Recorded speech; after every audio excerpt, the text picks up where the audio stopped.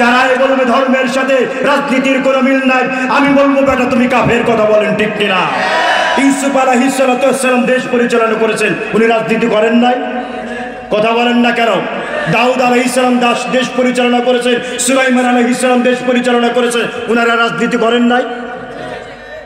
আমাদেরকে রাজনীতি শিখাও মিয়া তোমরা, যে হুজুর আপনার রাজনীতির আলোচনা কেন করেন? আমরা যদি রাজনীতির আলোচনা না করি, বেকুব তোমরা শিখছো কোথায়? কারণ রাজনীতি শিখাইছে কোরআন। কবরের মধ্যে প্রশ্ন করা হবে কয়টা? জোরে বলেন কয়টা? মার রব্বুকা, তোমার রব কে? আল্লাহ। এখন এখানে হুজুর বসে আছেন, রব শব্দের 6টা অর্থ। কয়টা? রব শব্দের 6টা অর্থ। ব্যাখ্যা বিশ্লেষণ করতে গেলে এটা রাজনীতির প্রশ্ন। মার রব্বুকা, নামাজের প্রশ্ন করবে না। ওমা দীনুকা, তোমার ধর্ম কি? নামাজের প্রশ্ন না। তোমার ধর্ম কি? ধর্ম অর্থ দল। হুজুর ঠিক কিনা? তুমি কোন দলের ছিলে? ইসলামী দলের না ওই দলের? না ওই দলের কুফরিবাদের, গণতন্ত্রের, সমাজতন্ত্রের কোন দলের তুমি ছিলে সেটা বলো। এটাও রাজনীতির প্রশ্ন। ওমান হাদার রাজুলুল্লাযী বুইসা ফীকুম, ওমান নাবিয়্যুকা, তোমার নবীকে? নবী মানে কে? যিনি নামাজ পড়ায় উনি, যিনি দ্বীনের দাওয়াত দিয়েছেন উনি, যিনি রাষ্ট্র পরিচালনা করেছেন উনি নবী। NUWS কয়টা শব্দ? কয়টা বর্ণ? 4টা। নিউজ মানে কি? খবর না? এই যে পূর্ব, পশ্চিম, উত্তর, দক্ষিণ,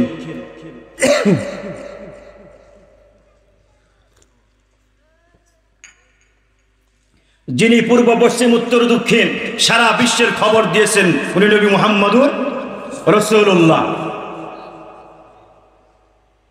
তো আমাদের বলি না যে আমার নেতা তোমার নেতা বিশ্ব নবী মোস্তফা? কবরের মধ্যে তো আপনাকে প্রশ্ন করা হবে যে তোমার নেতাকে, তোমার নেতাকে প্রশ্ন করা হবে, আপনি কি জবাব দিবেন? আমি উমুকের আদর্শের সৈনিক। ওখানে গিয়ে বলো পাসার চামড়া একটাও থাকবে না, জায়গা মতো সাইজ করে দিবে। নামাজের কথা জিজ্ঞাসা করা হবে না, হজের কথা জিজ্ঞাসা করা হবে না, রবের কথা জিজ্ঞাসা করা হবে, দলের ধর্মের কথা জিজ্ঞাসা করা হবে, নেতার কথা জিজ্ঞাসা করা হবে। এখন আপনি মুসলমান হিসাবে ডিসাইড করেন আপনি কোন জায়গায় থাকবেন, কোন জায়গায় থাকবেন আপনি ডিসাইড করেন। আলহামদুলিল্লাহ আলহামদুলিল্লাহ নাহমাদুহু ওয়া নাস্তাঈনুহু ওয়া নাস্তাগফিরুহু ওয়া নু'মিনু বিহি ওয়া নাতাওয়াক্কালু আলাইহি ওয়া নাউযু বিল্লাহি মিন শুরুরি আনফুসিনা ومن سيئات أعمالنا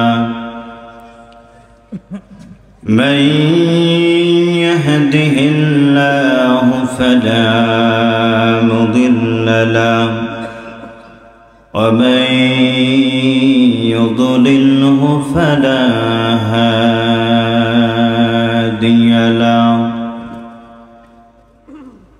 ونشهد أن لا إله إلا الله وحده لا شريك له لا ضد له ولا ند له ولا وحد له ونشهد أن سيدنا ومولانا محمدا عبده ورسوله الذي أرسله بالحق بشيرا ونذيرا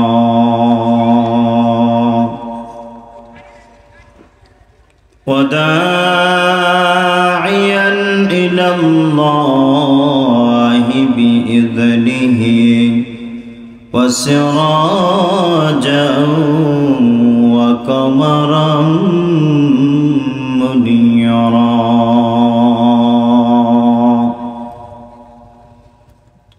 أما بعد فقد قال الله تعالى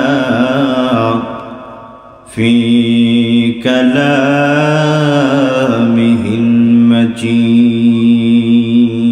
المجيد وفي فرقان الحميد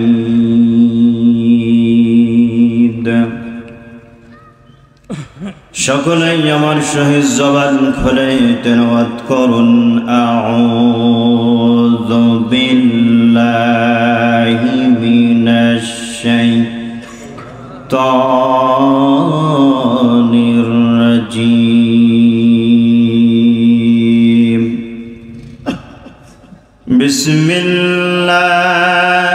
বিসমিল্লাহির রাহমানির রাহিম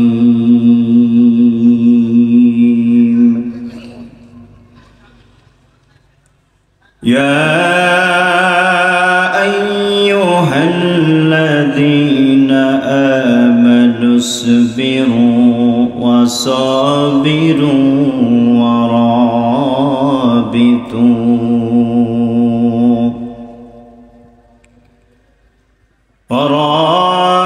ورابطوا واتقوا الله لعلكم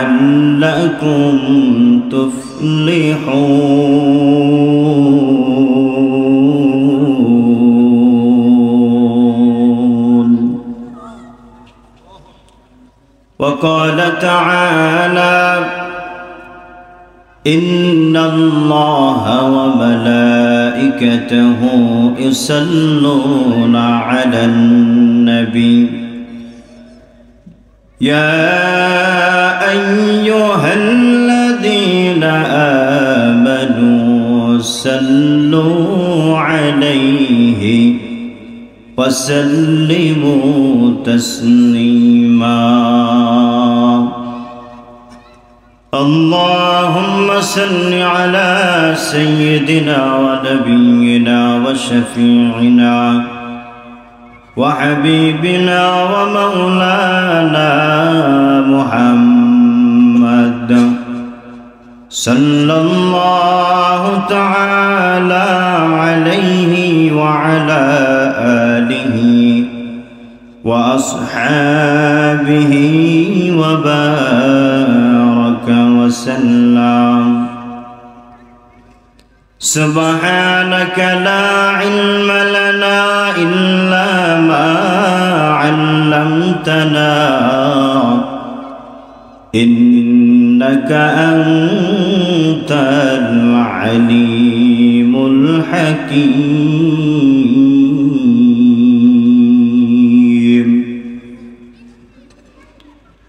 मुझे को फवालो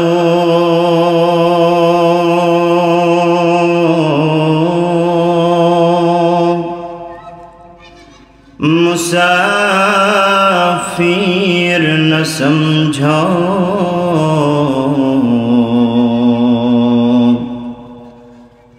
मैं आया नहीं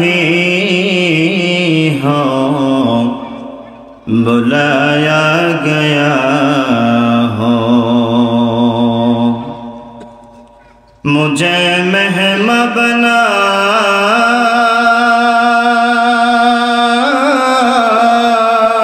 कर सताया गया हो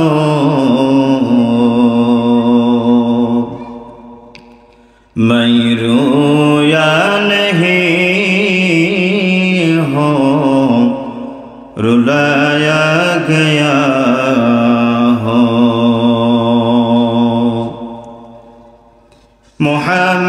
मोहम्मद की रौजा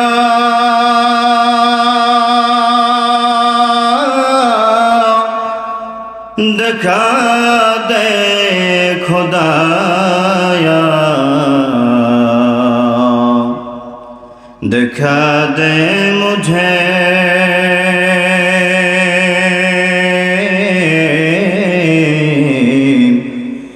मदीना मुनव्वरा।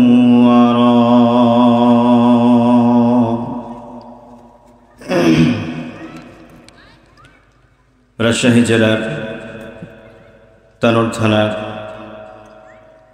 মুন্ডমালা সাদিপুর বোরাপুকুর জামে মসজিদ কর্তৃক আয়োজিত আজকের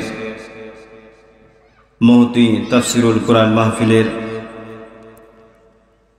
সুযোগ্য সম্মানিত সভাপতি জনাব হযরত মাওলানা আমির উদ্দিন অধ্যক্ষ মুন্ডমালা কামিল মাদ্রাসা, যিনি হাজারো আলেমের উস্তাদ, আমারও উস্তাদ, আল্লাহ তাআলা হুজুরের হায়াতে বরকত দান করুন, সকলে বলি আমিন। আজকের মাহফিলের সম্মানিত প্রধান অতিথি জনাব আলহাজ প্রফেসর মোহাম্মদ জাহিদুর রহমান রাজশাহী, আমার পূর্বে আলোচনা করছিলেন আপনাদের অত্র এলাকার প্রবীণ আলোচক, যিনি সাদা মাটা কথায় খুব সুন্দর কোরআনের তাফসির করেন, হযরত মাওলানা ইব্রাহিম সাহেব, আল্লাহ হুজুরের হায়াতে বরকত দান করুন, সকলে বলি আমিন। আরও আলোচনা করেছেন আমার স্নেহের, আমার অত্যন্ত ভালোবাসার আমার ছোট ভাই হযরত মাওলানা জানে আলম। আরও কথা বলেছেন আমার শ্রদ্ধেয় বড় ভাই জনাব হযরত মাওলানা আব্দুল্লাহ, আপনাদের মসজিদের সম্মানিত খতিব। আলোচনা করেছেন হযরত মাওলানা শহীদুল্লাহ, আপনাদের মসজিদের সম্মানিত পেশ ইমাম। আমরা সকলেই আল্লাহ সুবহানাহু ওয়া তাআলার দরবারে কালিমাতুশ শুকরিয়া জ্ঞাপন করছি যে মহান রব্বুল ইজ্জত আমাদেরকে এই গভীর রাত পর্যন্ত কোরআনকে ভালোবেসে আল্লাহকে পাবার জন্য, জান্নাত লাভের আশায়, জাহান্নাম থেকে মুক্তির আশায়, শীতের কনকনে রজনীতে আরামের বিছানাকে অপেক্ষা করে দীর্ঘ সময় আল্লাহ আমাদেরকে যে সুস্থতার সঙ্গে মৌমাছির মতো এখানে বসিয়ে রেখেছেন, এজন্য সকলে জবান করে ঈমানের আওয়াজকে উঁচু করে শরীরের সমস্তটুকু শক্তি জবানের মধ্যে এনে মহান রব্বে কারিমের শেখানো ভাষায় কালিমাতুশ শুকরিয়া জ্ঞাপন করছি আলহামদুলিল্লাহ। লাখো কোটি দরুদ ও সালাম আখির পয়গম্বর, বিশ্ব মানবতার মহান মুক্তির দিশারি, বিশ্ব মানবতার মহান মুক্তির দূত, আখির পয়গম্বর সাইয়্যিদুল মুরসালিন ও রাহমাতাল লিল আলামিন, শাফিউল মুযনিবিন, সমস্ত বিকুল সম্রাট ও দোজাহানের সরকার, আমার আপনার নবী, শ্রেষ্ঠ নবী, বিশ্ব নবী, বিশ্ব নেতা জনাবে মুহাম্মাদুর রাসূলুল্লাহ সাল্লাল্লাহু আলাইহি ওয়াসাল্লামের প্রতি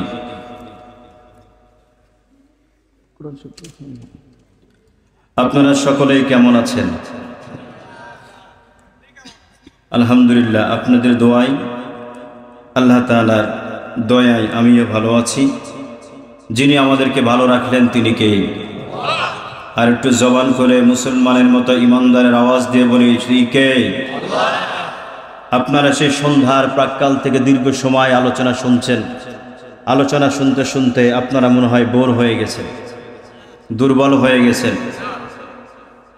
উলামায়ে কেরাম কথা বলছিলেন, তারই ধারাবাহিক কথায় আল্লাহ তাআলা আমি গুনাহগারকে কবুল করে, আমি অযোগ্য, তারপরে আল্লাহর যোগ্যতার পরিচয় দিয়ে এখানে অনেক উলামায়ে কেরাম বসে আছেন। যিনি আমার পাশে বসে আছেন আজকের মুফতি মাহফিলের সম্মানিত সভাপতি, হাজারো আলেমের উস্তাদ, যিনি, তাকে সামনে রেখে কথা বলা আসলেই খুবই কষ্টকর। আমি অনেক ছোট মানুষ, হুজুরের কাছে আমি দোয়া চাই, আপনাদের কাছেও দোয়া চাই।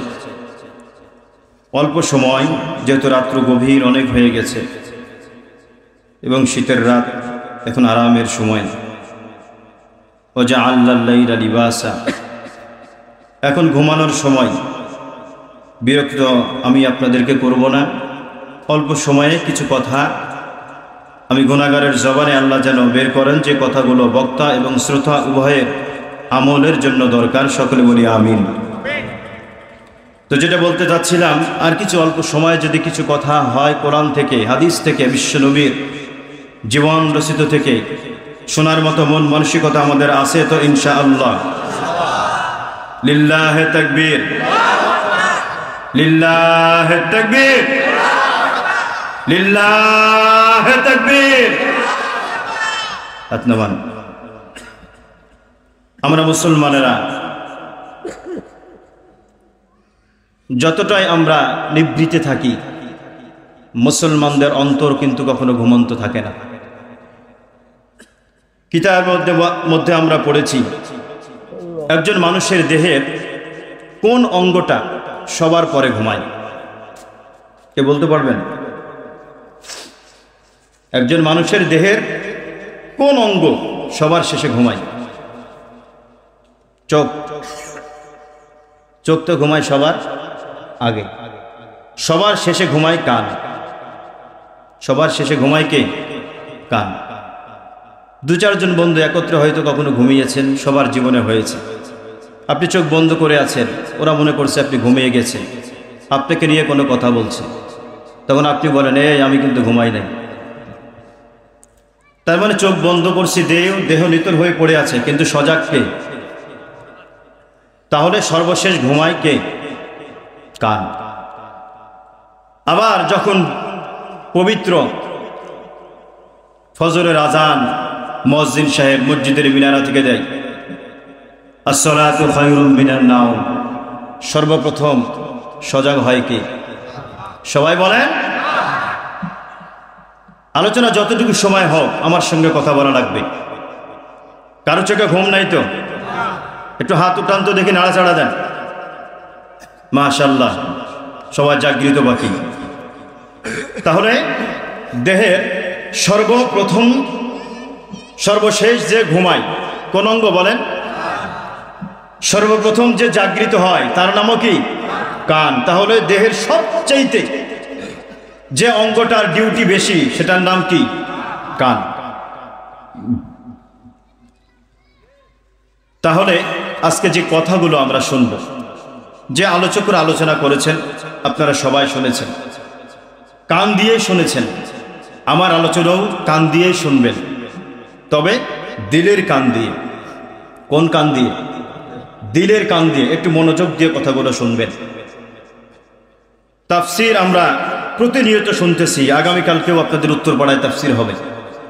সেখানেও যোগ্য আলেম হিসেবে তাদেরকে দাওয়াত করা হয়েছে, ওনারা কথা বলবেন। প্রতিদিন ওয়াজ মাহফিল হচ্ছে। আমাদের পরিবর্তন হচ্ছে কতটুকু, এটা নিজের বিবেকের কাছে প্রশ্ন করলেই উত্তরটা পাবে। তবে হ্যাঁ, অবশ্যই পরিবর্তন হচ্ছে। যে যুবকগুলো বাংলার জমিনে আগে যাত্রা প্যান্ডেল নিয়ে বসে থাকতো, শীতকাল আসলে বিভিন্ন আমাদের উত্তর অঞ্চলে যাত্রার প্যান্ডেল হতো, বিভিন্ন জায়গায় নর্তকী এনে নাচানাচির আয়োজন করত। এই যুবকগুলো এখন এগুলো আর করে না। এই যুবকরা এখন পঙ্গপালের মতো কোরআনের দিকে দৌড়ায়, কোরআনের মাহফিলের দিকে ছুটে আসে। যেখানে উলামায়ে কেরাম কোরআনের কথা বলে, মুরব্বীদের চাইতে যুবকদের সংখ্যা বেশি। কারণ পৃথিবী দেখে নিয়েছে পরিবর্তন শুধু এক দলের মাধ্যমে সম্ভব, সেটা হচ্ছে যুবক সম্প্রদায়। নবী মুহাম্মদুর রাসূলুল্লাহ সাল্লাল্লাহু আলাইহি ওয়াসাল্লাম মক্কায় হিলফুল ফুজুল নামক একটা সংগঠন তৈরি করেছিলেন। এই হিলফুল ফুজুল সংগঠনের সদস্য যারা ছিল, কর্মী যারা ছিল, 60 বছরের ছিল না, 50 বছরের ছিল না, এরা সবাই 25 থেকে 30 বছরের তাগড়া যুবক ছিল। কারণ এরাই দেশকে পরিবর্তন করতে পারে, যেটা 5 আগস্টে আমাদের সোনার বাংলায় সোনার ছেলেরা পরিবর্তন করে দেখিয়ে দিয়েছে। কথা বলেন ঠিক কিনা? এর মানে বোঝা যায় যুবকরা যদি জেগে ওঠে পৃথিবীকে জাগাতে পারে। কথা বলেন ঠিক কিনা? এজন্য যুবক ভাইয়েরা যারা আজকে আসছেন, আমরা প্রতিজ্ঞাবদ্ধ হব, আমরা একতাবদ্ধ হয়ে ইসলামের জন্য, কোরআনের জন্য, সমাজের জন্য, দেশের জন্য, গ্রামের জন্য কাজ করব। রাজি আছি তো ইনশাআল্লাহ? এলাকার ভিতরে কোনো চাঁদাবাজি হবে না, কোনো টেন্ডারবাজি হবে না, কোনো ইফটিজিং হবে না, কারণ এগুলো কোনো বুড়ারা করে না, 60 বছরের মানুষ করে না, করলে 30 বছরের যুবকরাই করে। এই গ্রাম থেকে, মুন্ডমালা থেকে 10 জন 20 জন যুবক যদি দাঁড়িয়ে যায়, টেন্ডারবাজি থাকবে না, সন্ত্রাসী থাকবে না। স্কুল কলেজ, মহিলা কলেজ যেগুলো আছে, মাদ্রাসা আছে, রাস্তার আনাচে কানাচে গোপন ভাবে 2-1টা যুবক যদি থাকে, যে রাস্তায় কোনো ইফটিজিং হতে দেওয়া যাবে না, একটাও ইফটিজিং হবে না। এজন্য পরিবর্তন যুবকদের দরকার। আজকের আলোচনা থেকে উলামায়ে কেরাম যে কথাগুলো বলেছেন সেগুলোর প্রতি আমল করার চেষ্টা করব, এবং আমি যে কথাগুলো বলবো খুব অল্প সময়ে কথা বলবো যুবক ভাইদেরকে নিয়ে এবং মা বোনদের, যেহেতু মা বোনেরা অনেক আসতে শুনলাম, মা বোনদের জন্য কিছু আলোচনা দরকার, কি বলেন? কারণ একজন ঘরের আমরা প্রবাদ পড়েছি, তোমরা আমাকে একজন শিক্ষিত মা দাও, আমি তোমাদেরকে একটা শিক্ষিত জাতি দেব। আমাদের মায়েরা যদি ভালো হয়ে যায় তাহলে কিন্তু সব ভালো হতে বাধ্য। আমার মায়েরা হচ্ছে হোম মিনিস্টার, ঘরের মিনিস্টার, প্রধানমন্ত্রী কি? মহিলা। তো হোম মিনিস্টার যদি ঠিক হয় তো সবই ঠিক। সম্মানিত উপস্থিতি, একটা হাদিস বলেই আমি আলোচনায় ঢুকে যাব। আল্লাহ নবী সাল্লাল্লাহু আলাইহি ওয়াসাল্লাম বলেন, যাকে আল্লাহ রাব্বুল আলামিন 3টা নিয়ামত দান করেছেন, সবাই বলেন কয়টা? 3টা নিয়ামত আল্লাহ রাব্বুল আলামিন যাকে দান করেছেন সে ঈমানের স্বাদ পেয়েছে। সুবহানাল্লাহ বলেন। নাম্বার 1, আল্লাহর নবী বিশ্বনবী মুহাম্মদুর রাসূলুল্লাহ বলেন, আফজালুহু লিসানুন যাকিরুন ওয়া কলবুন শাকিরুন ওয়া যাওজাতুন মুমিনাতুন তুঈনুহু আলাল ঈমান।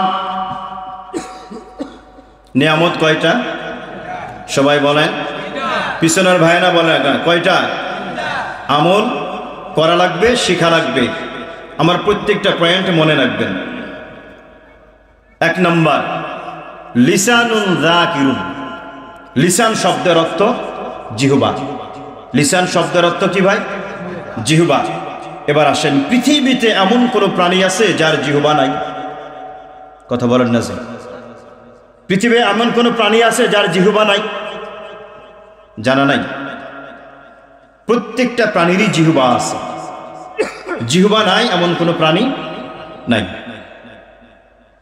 আল্লাহর নবী সাল্লাল্লাহু আলাইহি সাল্লাম বলেন, লিসানুন যাকিরুন। 1 নম্বর নিয়ামত, আল্লাহ যাকে এমন জিহ্বা দিয়েছেন যেই জিহ্বা দিয়ে আল্লাহ তাআলা জিকির করে। কার জিকির? সবাই বলেন কার? জিহ্বা তো আমার আপনার সবার আছে, কিন্তু সকাল সন্ধ্যা জিকির কারণেওয়ালা জিহ্বা কয়জনের আছে?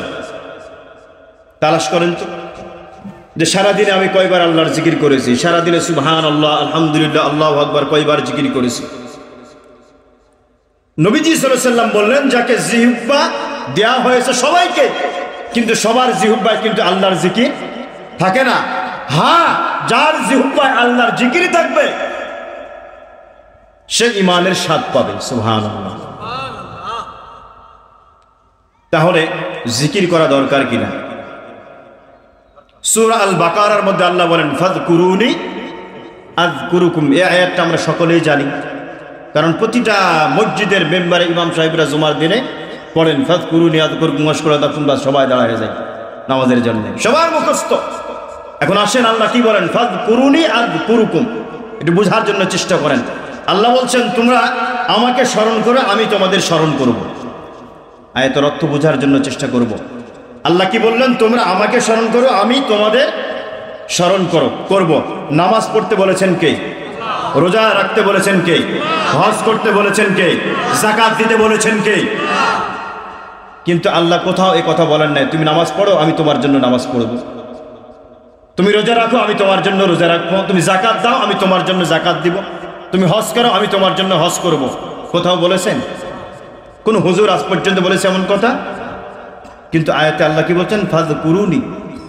জিকির কেমন ইবাদত দেখেন, তুমি যদি আমাকে স্মরণ করো আমি আল্লাহ তোমাকে স্মরণ করব। সুবহানাল্লাহ। জিকির কোন পর্যায়ের ইবাদত? তুমি আমাকে স্মরণ করো তা আমিও তোমাকে স্মরণ করব। আল্লাহু আকবার। আল্লাহর নবী বিশ্ব নবী মুহাম্মদুর রাসূলুল্লাহ হাদিসের মধ্যে বলেন, এই আমার উম্মতেরা, আমার যে উম্মত সকালে 100 বার লা ইলাহা ইল্লাল্লাহ, আবার বিকালে লা ইলাহা ইল্লাল্লাহ 100 বার জিকির করবে, হাসরের ময়দানে আমি বিশ্ব নবী বললাম আল্লাহ রব্বুল আলামিন তার চেহারার ভিতরে পূর্ণিমার চাঁদের মতো উজ্জ্বল চেহারা বানায় দিবেন। আল্লাহর নবীর একজন গ্রাম্য সাহাবী এসে বলেন, ইয়া রাসূলুল্লাহ, আমি বেশি আমল করতে পারি না, বেশি ইবাদত করতে পারি না, সারা রাত্র দাঁড়িয়ে তাহাজ্জুদ পড়তে পারি না। ইয়া রাসূলুল্লাহ, আমারে ছোট একটা আমল আপনি শিখিয়ে দেন, যে আমলটা করলে আমি সরাসরি আল্লাহর জান্নাতে চলে যাব।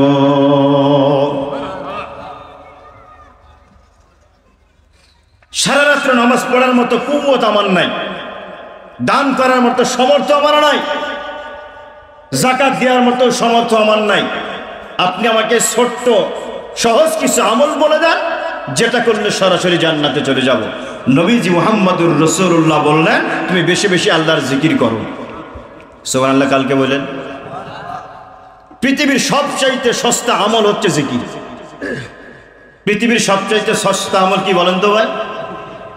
জিকির করতে ওযুর প্রয়োজন হয়, ওয়াক্তের প্রয়োজন হয়, আজানের প্রয়োজন হয়, কোনো কিছুর প্রয়োজন নাই। মন যখন চাইলে তখনই আপনি আল্লাহকে ডাকতে পারেন। সবাই জবান একটু বন্ধ করেন, মুখ বন্ধ করেন, এবার মনে মনে লা ইলাহা ইল্লাল্লাহ পড়েন তো দেখি। ঠোঁট খোলার দরকার হয়েছে? সুবহানাল্লাহ, ঠোঁট খোলার দরকার হয়েছে কিনা? আরে ভাই কথা বললেন। আলহামদুলিল্লাহ, ঠোঁট খোলার প্রয়োজন হয়েছে কিনা? আল্লাহু আকবার, বাইরের মাকরাজ দুই ঠোঁট খোলার প্রয়োজন হয়েছে কিনা? আস্তাগফিরুল্লাহ, ঠোঁট খোলার প্রয়োজন হয়েছে কিনা? কিন্তু লা ইলাহা ইল্লাল্লাহ এই যে একটু আগে পড়লেন জবান বন্ধ করে, জবান খোলার প্রয়োজন হয়েছে? একটা মাকরাজও আল্লাহ এমন দেন নাই যেটা 2 ঠোঁট খোলা লাগবে।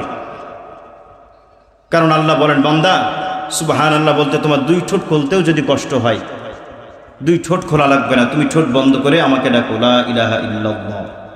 আল্লাহু আকবার বলেন। এত সহজ জিকির, অথচ বিশ্বনবী বলেন আফজালুয যিকরি লা ইলাহা ইল্লাল্লাহ, পৃথিবীর শ্রেষ্ঠ জিকির লা ইলাহা ইল্লাল্লাহ, যেটা পড়তে কোনো কষ্ট হয় না, ঠোঁটও খুলতে হয় না। সুবহানাল্লাহ বলেন। আল্লাহ রাব্বুল আলামিন বলেন, ফাযকুরুনি আযকুরুকুম, গোলাম তুমি যদি আমারে স্মরণ করো আমি আল্লাহ তোমারে স্মরণ করব। সুবহানাল্লাহ। এজন্য বিশ্বনবী বলেন, লিসানুন যাকিরুন, পৃথিবীর জমিনে এমন কোন প্রাণী তুমি পাবা না যেই প্রাণীকে আল্লাহ রাব্বুল আলামিন জিহ্বা দেয় নাই, কিন্তু সবাইকে আল্লাহ জিহ্বা দিয়েছে, কিন্তু এই জিহ্বা দিয়ে জিকির কারণেওয়ালার মতো শক্তি আল্লাহ সবাইরে দেয় নাই। এই জন্য 1 নম্বর আমল আজকে জিকির করবো তো ইনশাআল্লাহ। অনেকে মনে করে যে জিকিরটা শুধু মানে পীর সাহেবের আমল। আমাদের বাংলাদেশে কিছু মানুষের ভ্রান্ত একটা ভুল আছে ধারণা যে পীর সাহেবরা মনে হয় জিকিরের আমল দেয়। পীর সাহেবরা জিকিরের আমল দেয়, এটা ভুল কথা ভাই। ওনারা মানুষদেরকে ইসলাহ করার জন্য, সংশোধন করার জন্য, কারণ জিকির করলে দিলের মরিচা কি হয়? দূর হয়। এজন্য ওনারা জিকিরেরই আমল বেশি দেয়। তো সকাল সন্ধ্যা আল্লাহর জিকির করব ইনশা আল্লাহ। দ্বিতীয় নম্বর পয়েন্ট আসেন, কলবুন শাকিরুন। কলব মানে অন্তর, শাকির মানে শুকুর গুজারি। কলব নাই এমন মানুষ আছে? কলব নাই এমন প্রাণী আছে? নাই। বিশ্বনবী বলেন কলব সবার আছে, অন্তর সবার আছে, কিন্তু সবার অন্তরে আল্লাহর শুকরিয়া নেই। বুঝাইতে পারছি? কিছু মানুষ আছে টাকা পয়সার অভাব নাই, ধন দৌলতের অভাব নাই, ব্যবসা বাণিজ্য এটা ওটার অভাব নাই, কিন্তু দিলে শুকরিয়া নাই। আছে না নাই? সারা মাস আলহামদুলিল্লাহ ভালো ব্যবসা হলো, একদিন কাস্টমার 2-4টা আসছে আর ভালো ব্যবসা হয় নাই। সন্ধ্যাবেলা যদি জিজ্ঞাসা করেন ভাই ব্যবসার কি অবস্থা, আজকের দিনটা ভালো ব্যবসা হয় নাই ভাই, বলে কি বলে না? কথা বলেন না ভাই। আমার আলোচনায় মনে হয় আপনারা খুশি হচ্ছেন না। আমি আমলের কথা বলছি। কাম টু মাই পয়েন্ট, সামনের দিকে যাচ্ছি আপনাদেরকে নিয়ে। কলবুন শাকিরুন, রাসূল বলেন দ্বিতীয় নম্বর নেয়ামত। কলব তো আল্লাহ সবাইকে দিয়েছেন, কিন্তু এই কলব অন্তর দিয়ে আল্লাহর শুকরিয়া আদায় করবে এমন কলব আল্লাহ সবাইকে দেয় নাই। রিক্সা চালক দিন মজুরি, দিন আনে দিন খায়, এমন মানুষকে জিজ্ঞাসা করবেন ভাই কেমন আছেন, মুস্কি হাসি দিয়ে বলেন আলহামদুলিল্লাহ। কোটিপতিকে বলবেন কেমন আছেন, শরীরটা ভালো নয়, খাইতে পারি না। কথা বলেন ঠিক কিনা? তাহলে গরিবের মুখে আলহামদুলিল্লাহ, কোটিপতির মুখে আলহামদুলিল্লাহ নাই। কারণ এই কলব দিয়ে শুকরিয়া আদায় করাটাও ইবাদত। আল্লাহর নবীর সাহাবী হযরত আলী, আল্লাহর নবীর কলিজার টুকরা হযরত ফাতিমাতুজ জোহরা, হযরত আলীর ঘরে 3 দিন যাবত কোনো খাবার নাই। মা বোনেরা একটু মনোযোগ দিয়ে হাদিসটা শুনবেন। 3 দিন যাবত ঘরের মধ্যে কোনো খাবার নাই। হযরত আলী প্রথম দিন কাজের জন্য বের হয়ে গেলেন, কোনো কাজ পেলেন না। সন্ধ্যাবেলায় খাবার না নিয়ে ঘরের ভিতরে ঢুকেছেন। দ্বিতীয় দিন কোনো কাজ পায় না, খাবার না নিয়ে ঘরের ভিতরে প্রবেশ করেছে। তৃতীয় দিন উনি আবার সকালবেলা কাজের জন্য বের হলেন, কিন্তু তৃতীয় দিনেও কোনো কাজ খুঁজে পান নাই। তৃতীয় দিন সন্ধ্যাবেলায় খাবার না নিয়ে ঘরের ভিতরে প্রবেশ করবেন। দরজার ভিতরে নক করেছেন হযরত আলী। ঘরের ভিতর থেকে হযরতে ফাতিমাতুজ জোহরা লক্ষ্য করে দেখছেন হযরত আলীর চেহারাটা বড় মলিন, চিন্তিত, পেরেশানি ভাব। কারণ একজন স্বামীর কাছে 3 দিন যাবত যদি বিবির জন্য, সন্তানের জন্য খাবার না নিয়ে যাইতে পারে, মনে কষ্ট আসাটাই স্বাভাবিক বিষয়। চেহারাটা মলিন, চিন্তিত, হাতের ভিতরেও তো কোনো খাবার নাই। বাইরে থেকে সালাম দিয়েছে, কিন্তু চেহারার ভিতরে কোনো হাসি নাই, মলিনতার চিহ্ন। আমার প্রাণের ভাইরা, হযরত ফাতিমা ঘরের ভিতর থেকে লক্ষ্য করে দেখেন হযরত আলীর চেহারার ভিতরে কোনো উজ্জ্বলতা নাই, হাস্য উজ্জ্বল নাই। উনি বুঝতে পেরেছেন আজকেও কোনো খাবার নাই, ঘরের ভিতরে খাবার নিয়ে আসতে পারে নাই, কাজ পায় নাই। এই জন্য চিন্তিত, লজ্জিত, চেহারার ভিতরে মলিনতার ছাপ দেখা যায়। হযরত ফাতিমা ঘরের ভিতর থেকে ডাক দিয়ে বলেন, স্বামী আমার, প্রথম দিন খাবার আনেন নাই, কিছু বলে নাই। দ্বিতীয় দিন খাবার না আনেন নাই, কিছুই বলে নাই। আজকে তৃতীয় দিন আপনি খাবার পান নাই, কাজ পান নাই, সালাম দিয়েছেন, কিন্তু চেহারাটা বড় মলিন। আমি বুঝতে পেরেছি আপনি কেন চিন্তিত। তবে আমি ফাতেমার ঘোষণা আপনি শুনে নেন। আপনি যদি মুস্কি হাসি না দেন, আমি ফাতেমা ঘরের দরওয়াজা খুলব না। কালকে সুবহানাল্লাহ বললেন, মুস্কি হাসি না দিলে দরজা খুলব না। আমার আপনার স্ত্রী যদি হতো কি অবস্থা, গোলামের পুত্তুর ঘরে তুই থাক, আমি যাই বাপের বাড়ি, বিয়ে করছিস খাবার দিতে পারিস না। 3 দিন খাবার ব্যবস্থা করতে পারে না, স্বামী চিন্তিত, লজ্জিত। হযরতে ফাতিমা বলছে আপনি যদি মুস্কি হাসি না দেন, দরজা খুলব না। কারণ আপনি যদি খাবার নিয়ে আসতেন, বলতাম আলহামদুলিল্লাহ, শুকরিয়া আদায় করতাম। যেহেতু খাবার আনতে পারেন নাই, আমি সবর অবলম্বন করব, এটাও ইবাদত। শুকরিয়া করাও ইবাদত, সবর করাও ইবাদত। সুবহানাল্লাহ বলেন। মা বোনেরা, ঘরে এটা নাই, সেটা নাই, এটা দিতে পারল না, ওইটা দিতে পারল না, হাই হুতাশ করা যাবে না, সবর করেন, যেটা পাইছেন শুকরিয়া আদায় করেন, নিয়ামত বাড়াইয়া দিবেন তিনি কে? তাহলে বলতেছিলাম কলবুন শাকিরুন, হযরতে ফাতেমার দিকে লক্ষ্য করেন, পাইলাম আলহামদুলিল্লাহ, না পাইলাম সবর আদায় করলাম, দুটাই ইবাদত। তো দ্বিতীয় নাম্বার আল্লাহর নিয়ামত কলবুন শাকিরুন, আমাদের অন্তরকে আল্লাহ তাআলা শুকুর গুজারি কলব তৈরি করে দিক, সবাই বলি আমিন। তৃতীয় নাম্বার নবীজি মুহাম্মদুর রাসূলুল্লাহ বলেন ওয়া যাওজাতুন মুমিনাতুন তুঈনুহু আলাল ঈমান, তৃতীয় নাম্বার নিয়ামত যে ব্যক্তি পেয়েছে, সে দুনিয়াতে ঈমানের স্বাদ পেয়েছে, সেটা কি? সেটা হলো নেককার বিবি। কি বিবি? নেককার বিবি। এখন নিজে আপনি ভাবেন, নিজের বিবিকে নিয়ে চিন্তা করেন, আমার বিবি নেককার না কোনকার? নিজেদের কাছে প্রশ্ন করলে নিজেরাই উত্তর পেয়ে যাব। আমার প্রাণের ভাইয়েরা, আল্লাহর নবীর সাহাবী নতুন বিবাহ করেছেন, আল্লাহর নবী নিজে সাহাবীকে বিবাহ দিয়ে দিয়েছে। বিবাহ জীবন থেকে নিয়ে 2 বছর অতিবাহিত হয়ে গেছে। আলোচনা বুঝে থাকলে সবাই জবাব দিবেন, কয় বছর? 2 বছর অতিবাহিত হয়ে গেছে। 2 বছরের ভিতরে তাদের কোনো সন্তান আল্লাহ দেয় নাই। 2 বছর পর একদিন রাত্রবেলায়, স্বামী ছিল ব্যবসায়ী, এশার নামাজ আদায় করে ঘরের ভিতরে আসছে, বিবি খাবার পরিবেশন করে দিয়েছে। স্বামী খাবার সুন্দর করে একসাথে খাইছে। স্ত্রী স্বামীর লোকমা তুলে দেয়, আবার প্রাণের স্বামী স্ত্রীর মুখে লোকমা তুলে দেয়। 2 জনে খাবার শেষ করার পর ঘুমের জন্য বিছানায় গেছে। বিছানায় যাওয়ার পর স্বামী স্ত্রী ঘুম আসা পর্যন্ত অনেক রকম গল্প গুজব হয়। আজকে কোনো কথা নাই, বিবির চেহারাটা অন্যদিকে ঘোরায়া, পিঠটা মোড়ায়া স্বামীর দিকে শুয়ে আছে। স্বামী বলে, কি ব্যাপার বিবি আমার, আজকে কোনো কথা বলো না কেন? ঘরের ভিতরে প্রবেশ করলাম, সালাম দিলাম, খাবারের ব্যবস্থা করে দিলাম, খাবার নিজে লুকমা দিয়া আমার মুখের ভিতরে তুলে দিলাম, আমিও তোমারে খাবার খাওয়াইয়া দিলাম, সুন্দর করে খাবার খাইলাম, ঘরের বিছানায় শুইতে আসলাম, তুমি চেহারাটা দিয়ে উল্টো দিকে ঘুরে কেন শুয়ে আছো? বিবি চেহারা ঘোরায় না, স্বামীকে বলে, প্রাণের স্বামী রে, আপনার কাছে একটা জিনিস আমি চাবো, আপনার কাছে একটা জিনিস আমি চাবো, দিবেন কিনা বলেন? স্বামী বলে, বিবি রে, আমার সামর্থ্য যদি থাকে তোমাকে অবশ্যই আমি সেই জিনিসটা দিব। স্ত্রী বলছে, স্বামী অবশ্যই আপনার কাছে সামর্থ্য আছে, আপনি দিতে পারবেন, আপনার সামর্থ্যের বাইরে কোনো কিছুই আমি চাবো না। কি জিনিস চাইবা বলো? স্ত্রী বলে, স্বামী আমার 2 বছর হলো আপনার ঘরে আসছি, সংসার করলাম, আমি আপনার সংসারে আর থাকতে চাই না, আগামীকাল সকালবেলা আপনি আমারে তালাক দিয়ে দিবেন। কি দিবেন?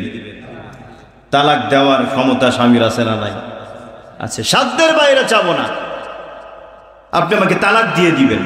আশ্চর্য কথা, এটা একটা চাওয়ার জিনিস হলো নাকি? বলে, কেন তুমি তালাক নিবা? বলে, কোনো কথা আমি বলতে পারবো না, আপনার কাছে যেটা চাইলাম সেটা আপনি দিবেন, আগামীকাল সকালবেলা তালাক দিয়ে দিবেন। বলে, না, এটা সম্ভব না, তোমার মতো বিবি পাওয়া যাবে না।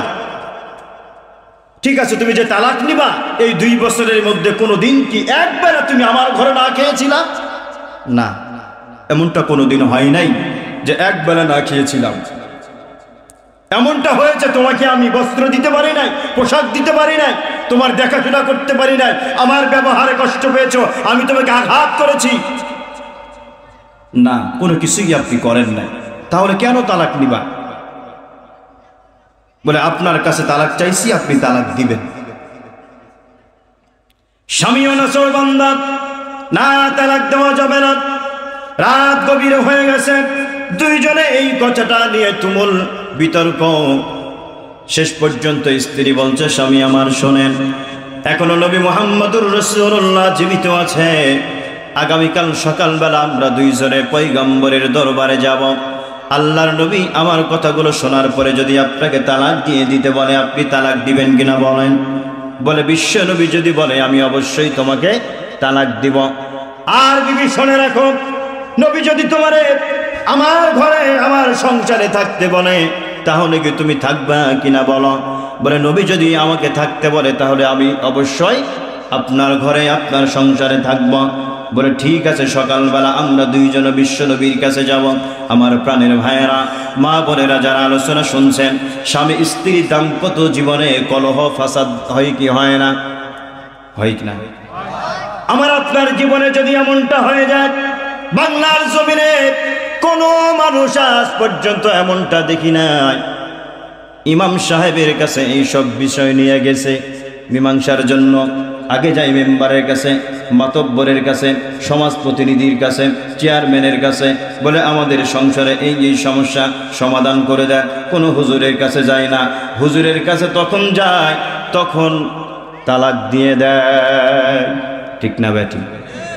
হুজুরের কাছে কখন যাই? তালাক দেওয়ার পরে হুজুরের কাছে যায়। প্রিন্সিপাল হুজুর এখানে আছেন, ওনার জীবন দশায় আজ পর্যন্ত এমন ঘটনাকে হুজুর এমন হয়েছে যে স্বামী স্ত্রী মীমাংসার জন্য গেছে না, কিন্তু গেছে কখন? যখন খালাস করে ফেলছে। হুজুর বুঝতে পারি নাই, মাথা ঠিক ছিল না। আমাদের এক উস্তাদ বলতেন, উনি মুরব্বী, ফতোয়া দিতেন, বলে গাধা, মানুষ সজ্ঞানে তালাক দেয় না, মাথা নষ্ট হলেই তালাক দেয়, রাগের মাথাতেই তালাক দেয়। আর তালাক এমন মাসআলা, কেউ যদি আপনার মাথার ভিতরে গুলি ধরে বলে, ছুরি পেটের মধ্যে লাগাইয়া বলে যে তোর বউরে তুই তালাক দে, আর আপনি যদি তালাক দেন তাও তালাক হয়ে যাবে। ঠিক কিনা হুজুর? তালাকের মাসআলা এমন, অক্ষমতাবশত যদি তালাক দেন তারপরেও তালাক। তাহলে আজকের হাদিস থেকে শিক্ষা কি? স্বামী স্ত্রীর জীবনে যদি কোনো কিছু হয়, কার কাছে যাবেন? আগে আলেমের কাছে যাবেন, সঠিক সমাধান ওনারাই আপনাদেরকে দিবেন। ফজরের আযান হয়ে গেল, স্বামী স্ত্রী দুইজনের আল্লাহর নবীর কাছে যাচ্ছে। প্রতিমধ্যে যাইতে যাইতে যাইতে সকালবেলা স্বামী স্ত্রী যায় মরুভূমির পাথরের ময়দান, পাথরের রাস্তা। হুঁচট খেয়ে স্বামী জমিনের মধ্যে পড়ে গেছে। জমিনের মধ্যে পড়ে যাওয়ার পরে বিদ্যা আঙ্গুলি ফেটে রক্ত বের হওয়া আরম্ভ হয়ে গেছে। স্ত্রী পিছনে ছিল, দৌড়ে ধরে গিয়ে স্বামীর দুহাত ধরে স্বামীকে দাঁড় করাইছে। দাঁড় করানোর পর নিজের শরীরের যেই ওড়না ছিল, কাপড় ছিল, এটারে ছিঁড়ছে। ছেঁড়ার পরে ফাটা জায়গাটা বাঁধার জন্য প্রস্তুতি নিচ্ছে, আর স্বামী তার পাটাকে সরাইয়া নিচ্ছে। বিবি রে, কেন তুমি শেষ সময় মায়া বাড়াইতেছ? তুমি না আমার ঘরে থাকবা না, তালাক দিতে বলতেছ, আবার শেষ সময় কেন আমার ভালোবাসা দাও, আমার খেদমত কেন তুমি করো?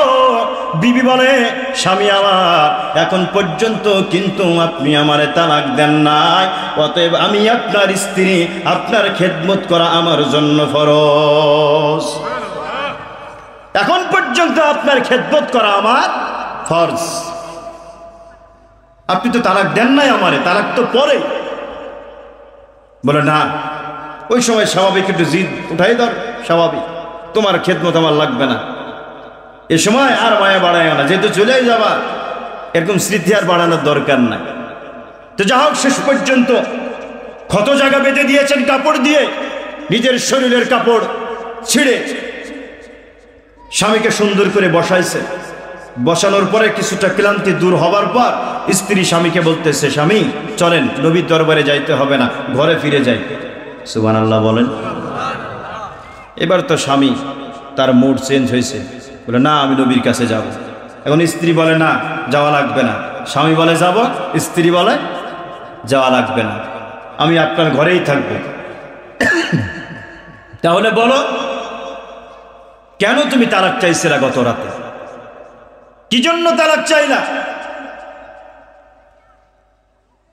মুসলমান ভাইয়েরা আমার, পর্দার আড়ালের মা বোনেরা, একটু মনোযোগ দিয়ে শোনেন।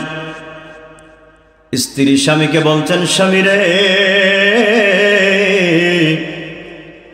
2 বছর হয়ে গেছে আমি আপনার সংসারে আসছি, অফুরন্ত ভালোবাসা মহব্বত আপনি আমার দিয়েছেন। আপনার ঘরে একবেলা কোনোদিন খাবার অভাব আমি পাই নাই, কাপড়ের অভাব আপনি কোনোদিন আমার দেন নাই। আপনার ব্যবসার মধ্যে বরকত। আমাদের উভয়ের জিন্দগিতে এই 2 বছরের ভিতরে অসুস্থ কোনোদিন কেউ হয় নাই। আমি অসুস্থ হই নাই, আপনিও অসুস্থ হন নাই। ব্যবসার মধ্যে লোকসান হতেও আমি দেখি না, খাবারে অভাব কোনোদিন হতে দেখি না। আমি বিশ্ব নবীর জবান থেকে শুনেছিলাম, আল মুসিবাতু মির রাহমাতিল্লাহ, বিপদ মুসিবত অসুস্থতা এগুলো আল্লাহর পক্ষ থেকে রহমত। 2 বছর হয়ে গেল, আপনার ঘরে কোনো বিপদ দেখি না, মুসিবত দেখি না। আপনি অসুস্থ হন না, আমি অসুস্থ হই না। এর মানে বুঝে গেছি গোপসানের স্বামী, আপনার ঘরের ভিতরে আল্লাহর রহমত নাই। আর যেই ঘরের ভিতরে আল্লাহর রহমত নাই, আমি নবীর সাহাবী হয়ে ওই ঘরে থাকতে চাই না। আল্লাহু আকবার বলেন। আলোচনা শেষে শুনে কি বুঝলেন? বিপটা নেককার না বদকার? জোরে বলেন। অসুস্থ ঘরে কেউ নাই, অভাব নাই, এজন্য সে মনে মনে ভাবতেছে, মনে হয় আল্লাহ আমাদের ভালোবাসে না। আমার আপনার অবস্থা কি বলেন? অসুস্থ যদি হয়ে থাকে, বিপদ যদি আমার আপনার ঘরে চলে আসে, আমাদের মা বোনেরা বিশেষ করে এই কথাগুলো জবান দিয়ে বলে, আল্লাহ আর কাউরে পাইল না, আমার ছেলেরই দেখলো, আমার স্বামীরই দেখলো, আমাদের ব্যবসাতেই এইরকম বিপদ হওয়া লাগলো। বলে কি বলে না এই ধরনের কথা? তাহলে বিপদ যদি চলে আসে, মুসিবত চলে আসলে সবর করতে হবে, আর অন্তরে বিশ্বাস রাখতে হবে এটা আল্লাহর পক্ষ থেকে রহমত। নবী মুহাম্মদুর রাসূলুল্লাহ বলেছেন, মানুষ যখন অসুস্থ হয়ে পড়ে থাকে, প্রতিটা সেকেন্ডে তার গুনাহ মাফ হতে থাকে। তাহলে হাদিস যেটা বললাম, নিয়ামত কয়টা? 1 নাম্বার কারো মনে আছে বলেন তো? জিহ্বার কি? জিকিরকারী জিহ্বা। জিহ্বা তো আছে, কিন্তু এই জিহ্বা দিয়ে কাজ কি হবে? জিকির হবে। এখানে অনেক ব্যবসায়ী ভাই আছেন, মুন্ডমালা বাজারে ব্যবসায়ী, কাস্টমার নাই, মনে মনে সুবহানাল্লাহ, আলহামদুলিল্লাহ, আল্লাহু আকবার জিকির করেন। শুকরিয়া আদায় করবো অন্তর দিয়ে। 3 নম্বর, নেককার বিবি আল্লাহ যাদেরকে দিয়েছে, যদি না হয় দোয়া করতে থাকেন আর স্ত্রীকে উপদেশ দেন, আল্লাহ যেন নেককার বানায় দেয়। সকলে বলি আমিন। আর যারা সন্তানকে বিবাহ শাদী করাবেন, নেককার দেখেই বিবাহ করাবেন। আপনাদের অত্র এলাকায় মহিলা কলেজ আছে, মহিলা মাদ্রাসা আছে, পুরা মন্ডমালা একটা শিক্ষা নগরী, প্রতিষ্ঠানের অভাব নাই। এখানে কওমি মাদ্রাসা, এখানে কামিল মাদ্রাসা, এখানে মহিলা মাদ্রাসা, এখানে গার্লস বালিকা মাদ্রাসা, আবার করে নতুন করে মহিলা মাদ্রাসা হয়েছে। তো বিবাহে শাদীর ক্ষেত্রে অবশ্যই মেয়েটা নেককার কিনা যাচাই বাছাই করবো তো ইনশাল্লাহ। আল্লাহ আমাদের কবুল করুন, সকল বলি আমিন। এবার আসেন, আমি আপনাদের সম্মুখে পবিত্র কুরআনুল কারীম থেকে সূরাতুল আলে ইমরান, কোন সূরা ভাই? জোরে বলেন। সূরাতুল আলে ইমরান থেকে একটা আয়াতে কারিমা তেলাওয়াত করেছি, আয়াত নাম্বার 200। কত নাম্বার?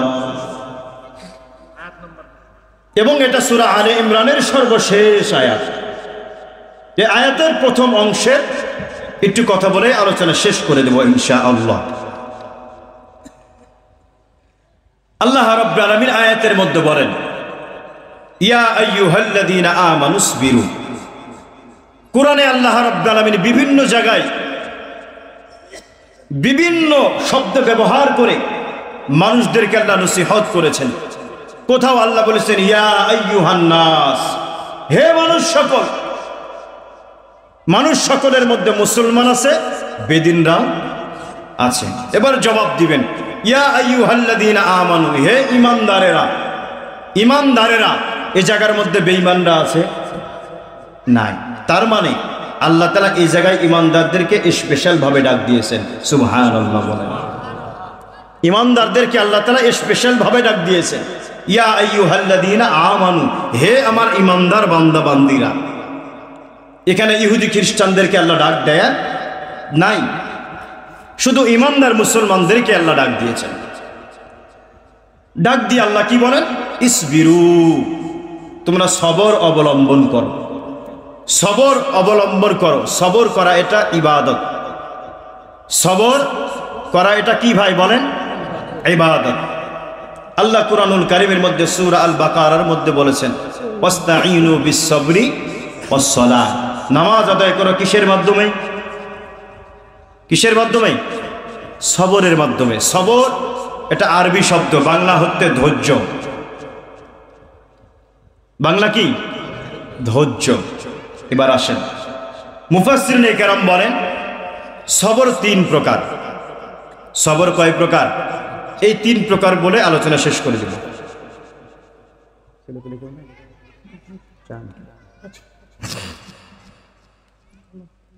সবর কয় প্রকার বললাম? শুরুতে বলেছি হাদিসের 3টা নেয়ামত, আর আলোচনা এখন যেটা হবে সেটাও 3 প্রকারের। সবর কয় প্রকার? 3 প্রকার। এই 6টা পয়েন্ট নিয়ে আমরা বাড়িতে যাব ইনশাআল্লাহ।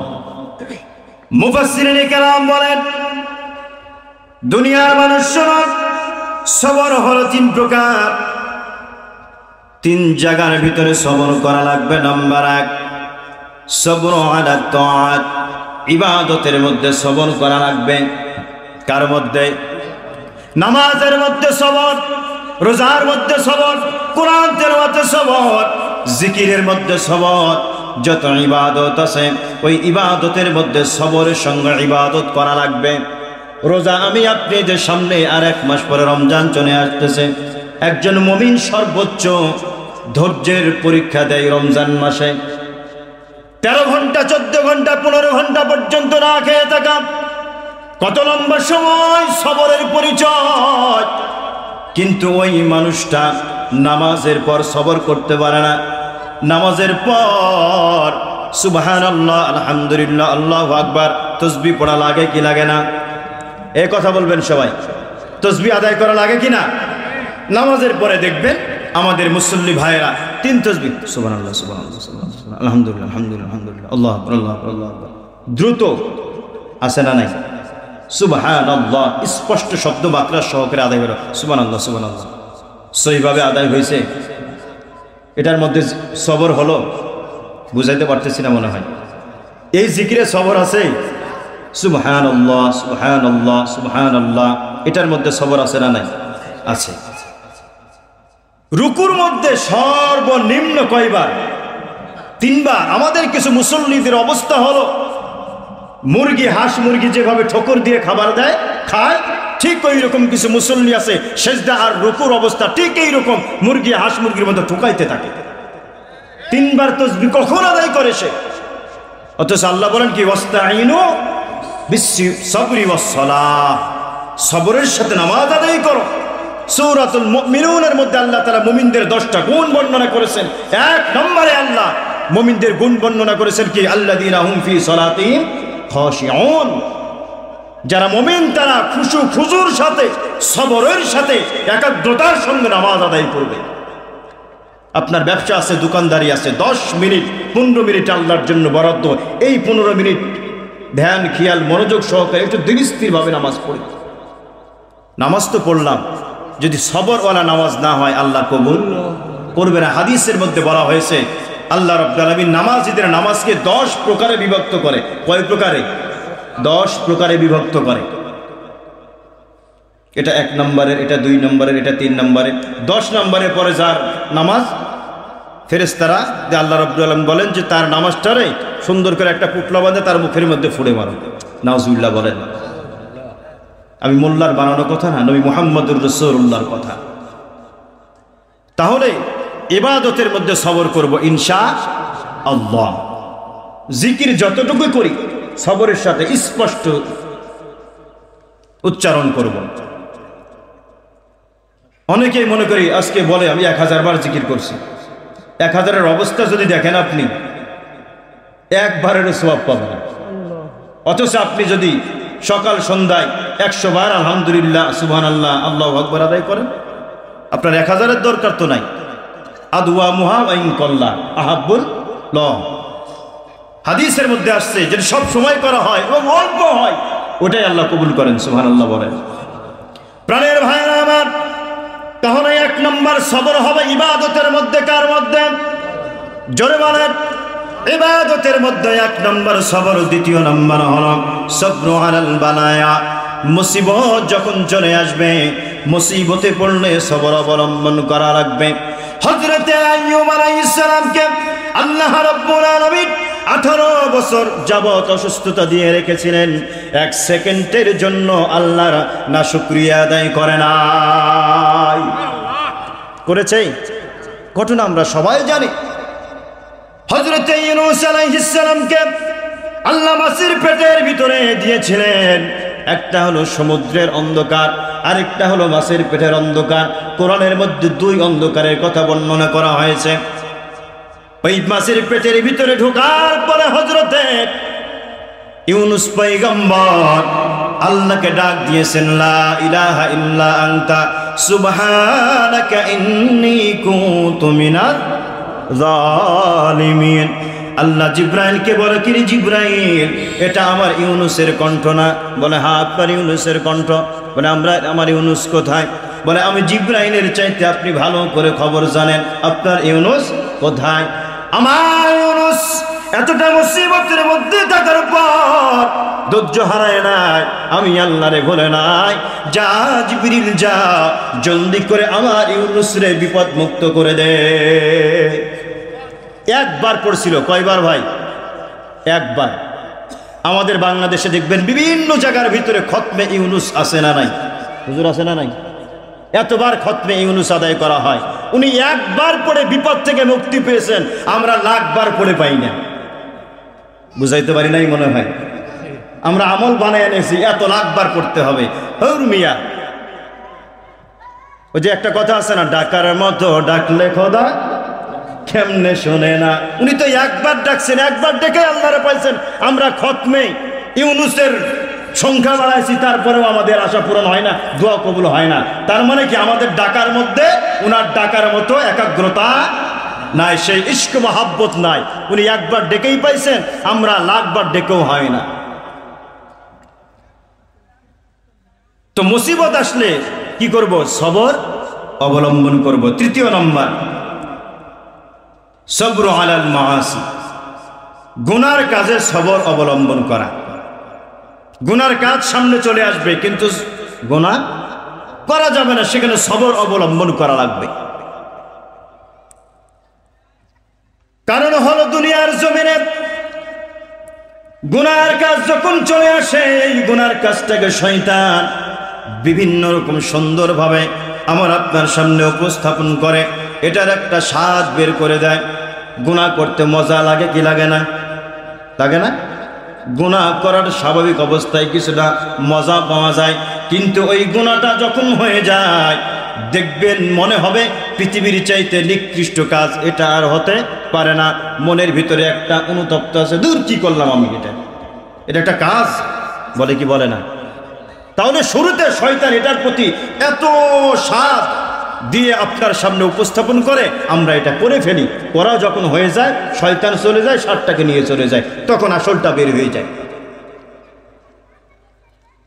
কিন্তু ইবাদত দেখেন, ইবাদত করতে স্বাদ লাগে না, করার পরে স্বাদ লাগে। আপনি একদিন তাহাজ্জুদ পড়ে দেখেন কষ্ট করে, সকালে আপনার মনটা একটা প্রফুল্ল থাকবে, আজকে আমি তাহাজ্জুদ পড়তে পারছি, আজকে আমি 2 রাকাত নফল পড়তে পেরেছি, আজকে আমি আওয়াবিল পড়তে পেরেছি, আজকে আমি এত পারা বা এতটা আয়াত তেলাওয়াত করতে পেরেছি, এতবার জিকির করতে পেরেছি। অন্তরের ভিতরে একটা অন্যরকম ফিল তৈরি হবে, যেটা সাহাবায়ে কেরাম নবীজিকে বলেছেন, ইয়া রাসূলুল্লাহ আমি আজকে এই ইবাদতটা করেছি, করার পরে আমার কাছে মনে হচ্ছে খুব ভালো লাগতেছে, তো আসলে কি এটা আমার মুনাফিকি হয়ে যাচ্ছে না? নবীজি বলছেন না, এটা তো ইবাদতের স্বাদ। সুবহানাল্লাহ বলেন। তুমি যে ইবাদত করছো তোমার ভিতরে এটা বুঝতে পারছো, এটা ইবাদতের স্বাদ। তাহলে গুনাহ আসলে করা যাবে না, সবর অবলম্বন করা লাগবে। যুবক ভাইরা, কেমন সবর অবলম্বন করব একটা ঘটনা বলে আলোচনা চলে শেষের দিকে চলে যাচ্ছি। আমাদের উপমহাদেশে কিছু মুসলমান রাজা ছিলেন যারা ভারতবর্ষ শাসন করেছিলেন। বাদশাহ আলমগীর আছে না নাই? ছিলেন একজন। উনি দেখেন দিনের বেলা রাষ্ট্র পরিচালনা করেছেন, রাতের বেলা ফতুয়ার কিতাব লিখেছেন, ফতুয়া আলমগীর। ইনারা ছিলেন আমাদের বাদশা, যারা দিনের বেলা দেশ পরিচালনা করেছে, রাত্রবেলা উম্মাকে বাঁচানোর জন্য ফতুয়ার কিতাব লিখেছেন। আল্লাহু আকবার। আর আমাদের নেতাদের অবস্থা, দিনের বেলা রাষ্ট্র পরিচালনা করে, ইউনিয়ন পরিচালনা করে, আর রাতের বেলা গিয়ে মদের জুয়ার আড্ডায় বসে থাকে। কথা বলেন ঠিক কিনা? এদেরকেই আমরা নিয়ে আসি জনপ্রতিনিধি করে। একজন ইমাম সাহেব মসজিদে নিয়োগ দেওয়ার সময় 2-4-5 জন আলেমকে ডাকার পরে তার সর্ব বিষয়ে খোঁজ খবর নেওয়া হয়, ইন্টারভিউ নেওয়া হয়। কিন্তু 5 বছরের জন্য যারা মেম্বার হবে, চেয়ারম্যান হবে, প্রধানমন্ত্রী হবে, এদের যোগ্যতা আমরা খুঁজি না, খুঁজি শুধু মাল। ইমাম সাহেবের যোগ্যতা খুঁজেন, কিন্তু 5 বছর যিনি রাষ্ট্র পরিচালনা করবেন, সমাজ পরিচালনা করবেন, তাকে আমরা ইন্টারভিউ নেই না। সময় এসেছে, সুযোগ এসেছে কাজে লাগাবার। বাংলার মুসলমান ঘুরে দাঁড়ান, এপিঠ দেখলেন, ওপিঠও দেখলেন, এবার আল্লাহর কোরআনটাকে ছুঁয়ে দেখেন। আল্লাহর কোরআনটাকে ছুঁয়ে দেখেন। শপথ করে বলি, আল্লাহি বিল্লাহি তাল্লাহি, একবার যদি কোরআন দিয়ে বাংলার জমিন পরিচালনা করা হয়, এদেশে ইফতিজিং থাকবে না, চাঁদাবাজি থাকবে না, সন্ত্রাসী থাকবে না, রাহাজানি থাকবে না। দুর্গম পথ, গভীর রজনীতে একজন নারী হেঁটে যাবে, কেউ তার দিকে লালছান নজর দিয়ে তাকানোর দুঃসাহস পাবে না। একবার শুধু সুযোগ দেন কোরআনকে। সামনে সুযোগ এসেছে কাজে লাগাবার, লাগাবো তো ইনশাআল্লাহ। কোরআন দিয়ে দেশ পরিচালনা হোক, আমরা চাই কি চাই না? যে আমাদের সামনে ভোট চাইতে আসবে, এখন আর কোনো প্রতিশ্রুতি আমাদের নাই। আমরা বলবো না এটা বানায় দেন, সেটা বানায় দেন।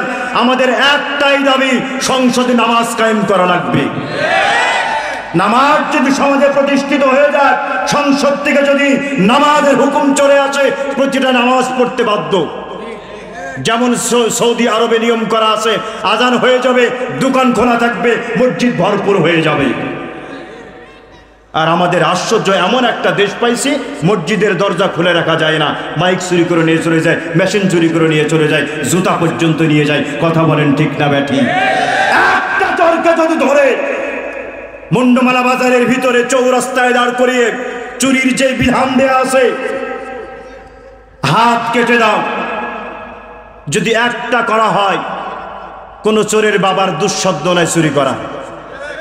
একটা জেনাখোরের বিচার যদি বাইতুল মুকাররম জুমার নামাজের পরে জেনাখোরের বিচার যদি একটা করা হয়, পাথর দিয়ে তাকে যদি নিক্ষেপ করে শেষ করে দেওয়া হয়, একটাও বাংলাদেশের যুবক জেনা ইফতিজিং করবে না। কথা বলেন ঠিক কিনা? এজন্য আপনাদের কাছে উদারত আহ্বান থাকবে, আল্লাহ এবং তার রাসূলকে ভালোবাসি, কোরআনকে ভালোবাসি। আমি মুসলমান হিসেবে আপনার কাছে আমি দাবি রেখে গেলাম, কোনো দলের দালালি না, চরমরাই বুঝি না, হেফাজতে ইসলাম বুঝি না, জামাত বুঝি না, আওয়ামী লীগ বুঝি না, চরমরাই বুঝি না, এটা বুঝি না, সেটা বুঝি না, বিএনপি বুঝি না। যারাই আমাদের সামনে আসবে, কোরআন দিয়ে দেশ চালাতে হবে। কথা বলেন ঠিক কিনা? যারাই বলবে ধর্মের সাথে রাজনীতির কোনো মিল নাই, আমি বলবো বেটা তুমি কাফের। কথা বলেন ঠিক কিনা? ইউসুফ আলাইহিস সালাম দেশ পরিচালনা করেছেন, উনি রাজনীতি করেন নাই? কথা বলেন না কেন? দাউদ আলাইহিস সালাম দেশ পরিচালনা করেছেন, সুলাইমান আলাইহিস সালাম দেশ পরিচালনা করেছেন, উনারা রাজনীতি করেন নাই? আমাদেরকে রাজনীতি শিখাও মিয়া তোমরা, যে হুজুর আপনার রাজনীতির আলোচনা কেন করেন? আমরা যদি রাজনীতির আলোচনা না করি, বেকুব তোমরা শিখছো কোথায়? কারণ রাজনীতি শিখাইছে কোরআন। কবরের মধ্যে প্রশ্ন করা হবে কয়টা? জোরে বলেন কয়টা? মার রব্বুকা, তোমার রব কে? আল্লাহ। এখন এখানে হুজুর বসে আছেন, রব শব্দের 6টা অর্থ। কয়টা? রব শব্দের 6টা অর্থ। ব্যাখ্যা বিশ্লেষণ করতে গেলে এটা রাজনীতির প্রশ্ন। মার রব্বুকা, নামাজের প্রশ্ন করবে না। ওমা দীনুকা, তোমার ধর্ম কি? নামাজের প্রশ্ন না। তোমার ধর্ম কি? ধর্ম অর্থ দল। হুজুর ঠিক কিনা? তুমি কোন দলের ছিলে? ইসলামী দলের না ওই দলের? না ওই দলের কুফরিবাদের, গণতন্ত্রের, সমাজতন্ত্রের কোন দলের তুমি ছিলে সেটা বলো। এটাও রাজনীতির প্রশ্ন। ওমান হাদার রাজুলুল্লাযী বুইসা ফীকুম ওমান নাবিয়্যুকা, তোমার নবীকে, নবী মানে কে? যিনি নামাজ পড়ায় উনি, যিনি দ্বীনের দাওয়াত দিয়েছেন উনি, যিনি রাষ্ট্র পরিচালনা করেছেন উনি নবী। NUWS কয়টা শব্দ, কয়টা বর্ণ? 4টা। নিউজ মানে কি? খবর না?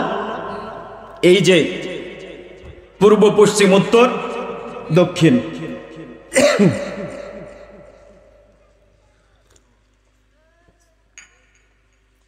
যিনি পূর্ব, পশ্চিম, উত্তর, দক্ষিণ সারা বিশ্বের খবর দিয়েছেন উনি নবী মুহাম্মদুর রাসূলুল্লাহ। তো আমাদের বলি না যে আমার নেতা তোমার নেতা বিশ্ব নবী মোস্তফা? কবরের মধ্যে তো আপনাকে প্রশ্ন করা হবে যে তোমার নেতাকে, তোমার নেতাকে প্রশ্ন করা হবে, আপনি কি জবাব দিবেন? আমি অমুকের আদর্শের সৈনিক। ওখানে গিয়ে বলো পাছার চামড়া একটাও থাকবে না, জায়গা মতো সাইজ করে দিবে।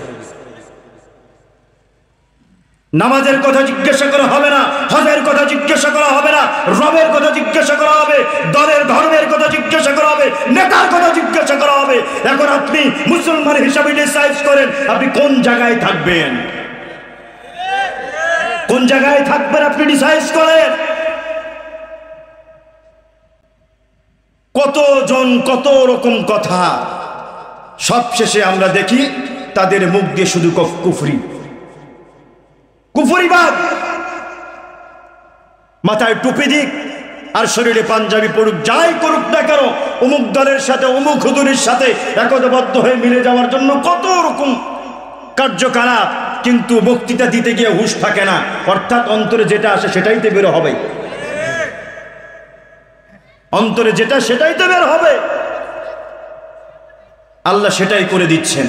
এজন্য আমার প্রাণের মুসলমানেরা, উদারত আহ্বান থাকবে, জীবনে যা কিছু করেছে আর ইমানকে হারানোর জন্য সামনের দিকে অগ্রসর হবেন না। নিজের ইমানকে নিজেই বাঁচানো লাগবে, আপনার ইমানকে আপনাকেই বাঁচানো লাগবে। আপনার ঘরের সম্পদ যেমন আপনি সিন্ধুকের ভিতরে তালাবদ্ধ করে রাখেন, হেফাজত করে রাখেন বাঁচানোর জন্য, ঠিক আপনার ইমানকে আপনাকেই বাঁচানো লাগবে।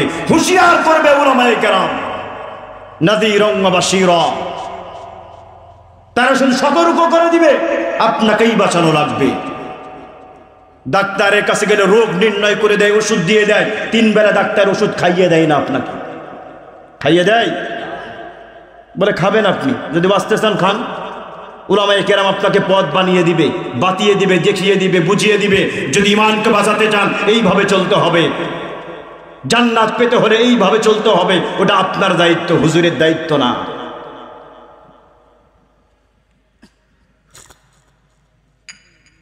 আলোচনা মনে আছে কোন জায়গায় ছিলাম? গুনার কাজে সবরের সঙ্গে বেঁচে থাকা লাগবে বলতেছিলাম। বাদশাহ আলমগীর মনে আছে, দিনের বেলা রাষ্ট্র পরিচালনা করেছেন, রাতের বেলা উম্মাকে বাঁচানোর জন্য ফতোয়ার কিতাব লিখেছেন ওনারা। ওনার পরে বাদশাহ শাহজাহান, নাম শুনেছেন? বাদশাহ শাহজাহান ওনার সময়ে দিল্লির শাহী মসজিদের সাথে একটা হেফজখানা নির্মাণ করেছিলেন। আপনাদের কামিল মাদ্রাসায় এত বড় মাদ্রাসা, হেফজখানা আছে না নাই? আছে। কারণ যিনারা এই কাজটা করেছেন গভীর সূক্ষ্ম জ্ঞান দিয়ে এই কাজটা করেছেন। দেখেন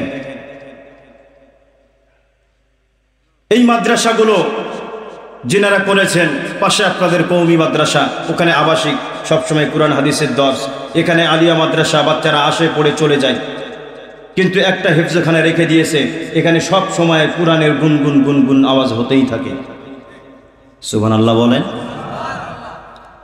যে মাদ্রাসা তো ছাত্ররা আসতে চলে গেল, পড়ে চলে গেল, মাদ্রাসা তো থাকলো না। একটা হেফজখানা যদি বানাই দিই তাহলে সর্বক্ষণ আল্লাহর কোরআন এখানে পড়তে থাকলো, আল্লাহকে ডাকা হলো, এটাই মাদ্রাসা।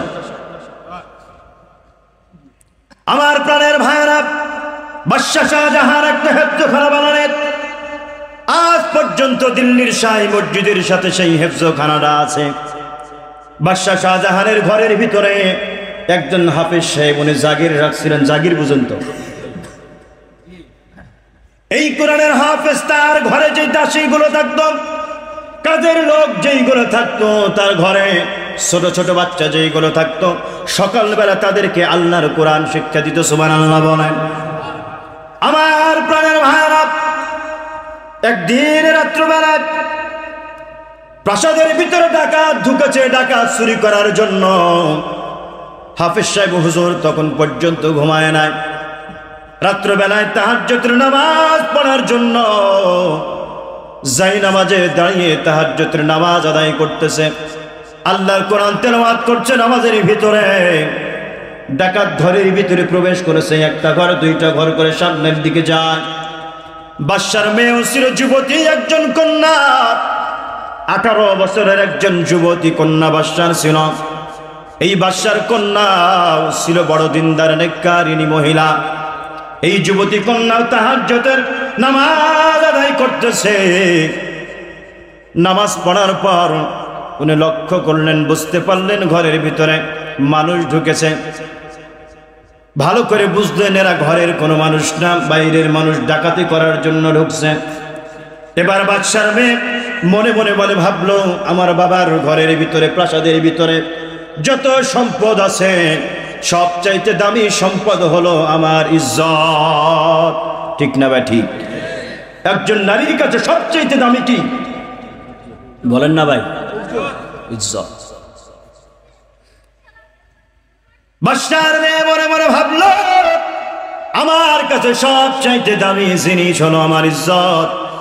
আমার বাবার সমস্ত সম্পদ যদি নিয়ে যাই কোনো সমস্যা নাই, কিন্তু আমাকে যদি টাচ করে, আমার সঙ্গে যদি কোনো অসামাজিক কার্যকলাপ তারা করে, তাহলে পৃথিবীর সর্বশ্রেষ্ঠ নিয়ামত আমি নষ্ট করে দিলাম। এটাকে কেমন করে হেফাজত করা যায়?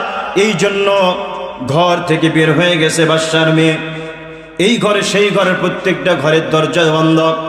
আস্তে আস্তে একেবারে প্রাসাদের ভিতরে ঢুকতে সিঁড়ির নিচে যেটা ঘর, এই ঘরের দরওয়াজা দেখে খোলা, আর এই ঘরটাই হলো হাফেজ সাহেব হুজুরের ঘর। বাদশার মেয়ে আর কোনো সুযোগ না পেয়ে হুজুরের ঘরের ভিতরে প্রবেশ করলেন।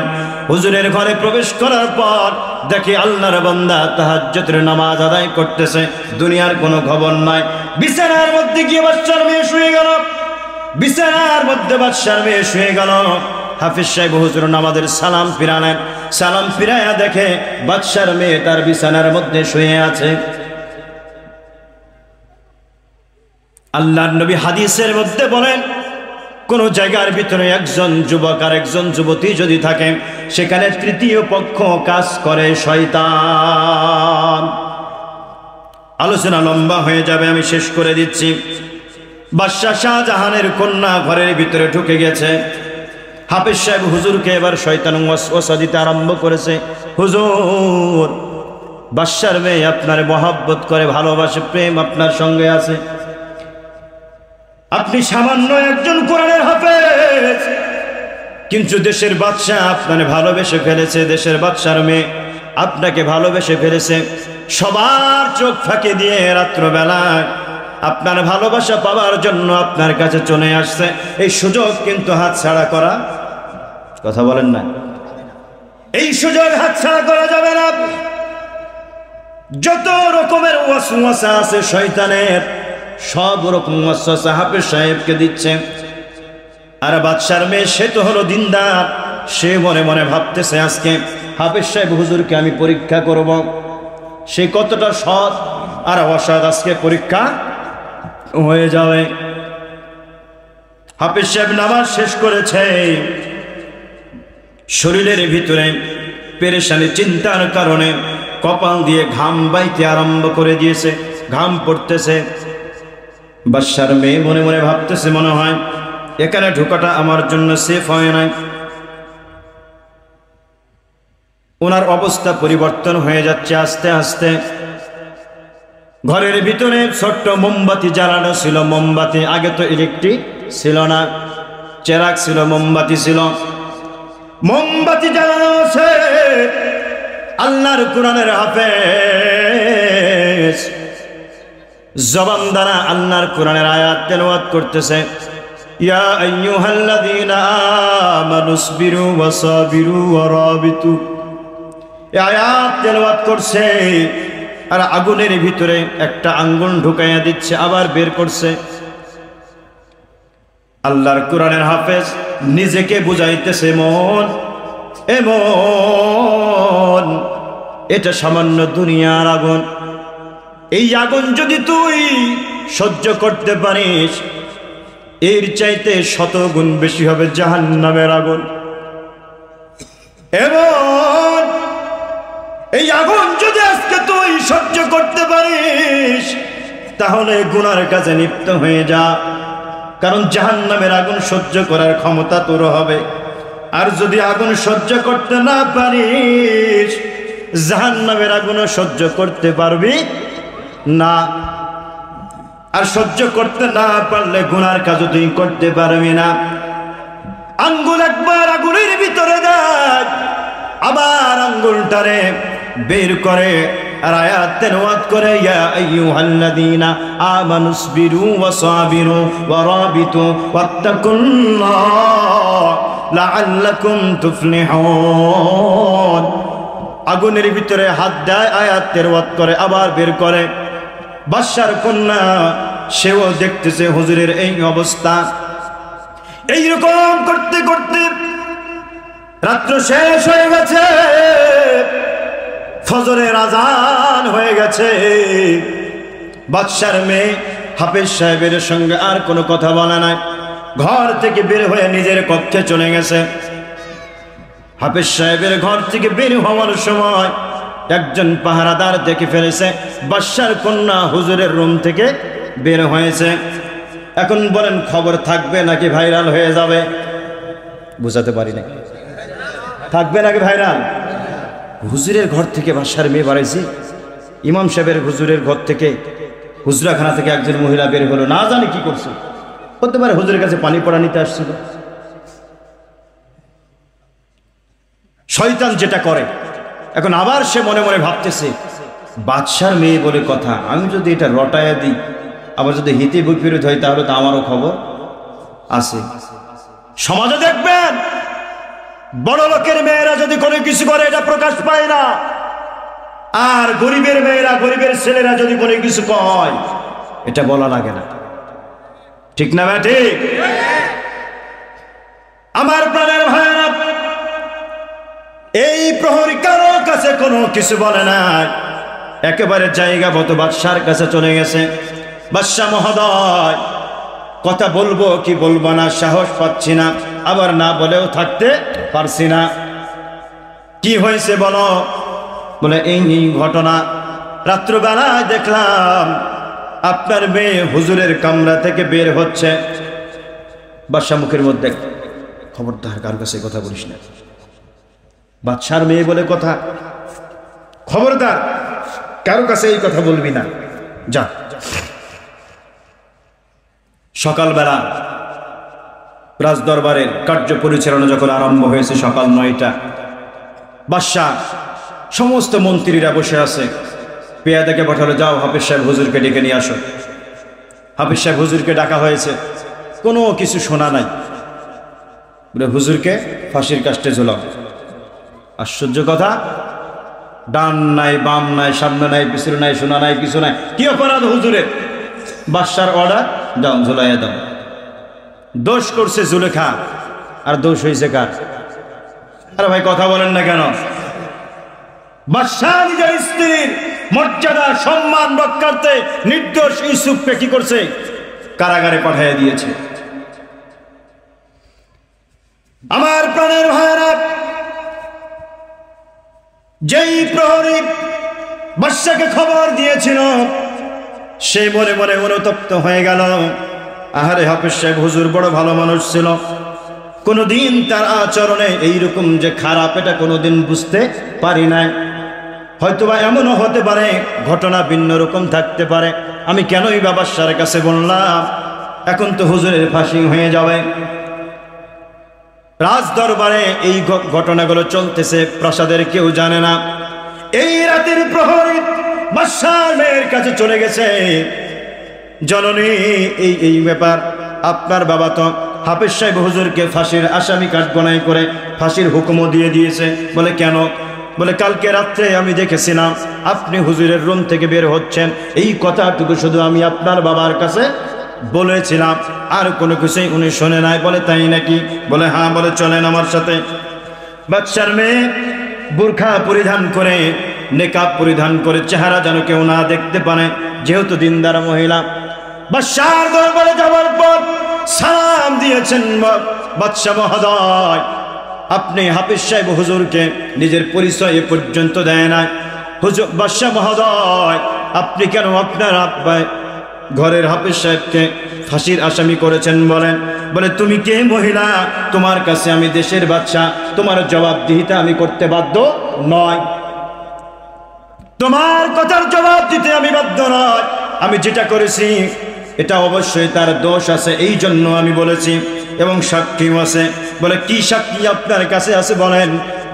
বলে কি করেছে এটা বলা যাবে না, মন্ত্রীরা আছে তো, তুমি এখান থেকে চলে যাও। বলে না আমি যাব না, তবে আপনার কাছে এতটুকু আমি বলবো, বাদশাহ ওই যে ইউসুফ আলাইহিস সালাতু ওয়াস সালামের ঘটনা, ছোট্ট বাচ্চা জবাব দিয়েছিল ইউসুফের জামা যদি সামনের দিক থেকে কি থাকে, ছেঁড়া থাকে, তাহলে ইউসুফ দোষী, আর যদি পিছন দিক থেকে থাকে তাহলে ইউসুফ নির্দোষ। বাদশাহ মেয়ে বলে বাদশাহ আপনি হাফেজ সাহেব হুজুরের ডান হাতের আঙ্গুল একটা দেখবেন, আঙ্গুল যদি পোড়া থাকে তাহলে হুজুর নির্দোষ, আর আঙ্গুল যদি পোড়া না থাকে তাহলে হুজুর দোষী। বলে এর মধ্যে আবার আঙ্গুলের কারবার কি? বলে দেখেন আপনি আঙ্গুল চেক করে, আঙ্গুল চেক করে দেখেন। বলে হাফেজ সাহেব হুজুর আপনার হাত উঠান, হাত উঠান। দেখে যে হ্যাঁ এই আঙ্গুলটা একেবারে পুড়ে কালো হয়ে গেছে। আল্লাহু আকবার বলেন, আর জোরে বলেন আল্লাহু আকবার। বাদশা বলে তুমি কিভাবে জানো হাফেজ সাহেব হুজুরের আঙ্গুল পোড়া নাকি ভালো, এটা তুমি কিভাবে জানলা? এবার বাদশার মেয়ে বলে বাবা আমি আপনার মেয়ে। সুবহানাল্লাহ বলেন। বাবা আমি আপনার মেয়ে, গতকাল প্রাসাদের ভিতরে ডাকাত ঢুকেছিল, ডাকাতি করার জন্য বাবা গো আপনার সমস্ত সম্পদের চাইতে সব চাইতে বড় সম্পদ আমি আপনার কন্যা, আমার ইজ্জত সবচেয়ে বড় দামি সম্পদ।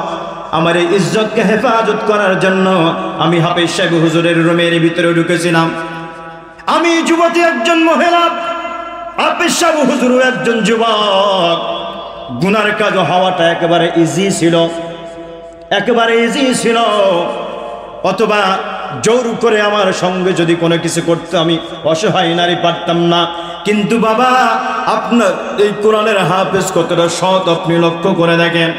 সে একটা ঘরের ভিতরে যেই মোমবাতি জ্বালানো ছিল গুনাহ থেকে বাঁচার জন্য, আঙ্গুলটা একবার আগুনের ভিতরে দেয় আবার বের করে নেয়, আর জবান দ্বারা কি যেন মনে মনে পড়তেছিল এটা আমি শুনি নাই। এতটুকু বলার পরে বাদশা হাফেজ সাহেবকে বলে হুজুর এবার আপনি একটু করে বলেন কি হয়েছে। হাফেজ সাহেব বলে বাদশা মহোদয় গত রাত্রে আপনার কন্যা, আমি জানি না কেন আপনার কন্যা আমার ঘরে প্রবেশ করেছিল। আমি যুবক, শয়তান আমার মনের ভিতরে ওয়াসওয়াসা দিচ্ছিল, আমি গুনাহ থেকে নিজেকে বাঁচানোর জন্য কন্ট্রোল করতে পারি না।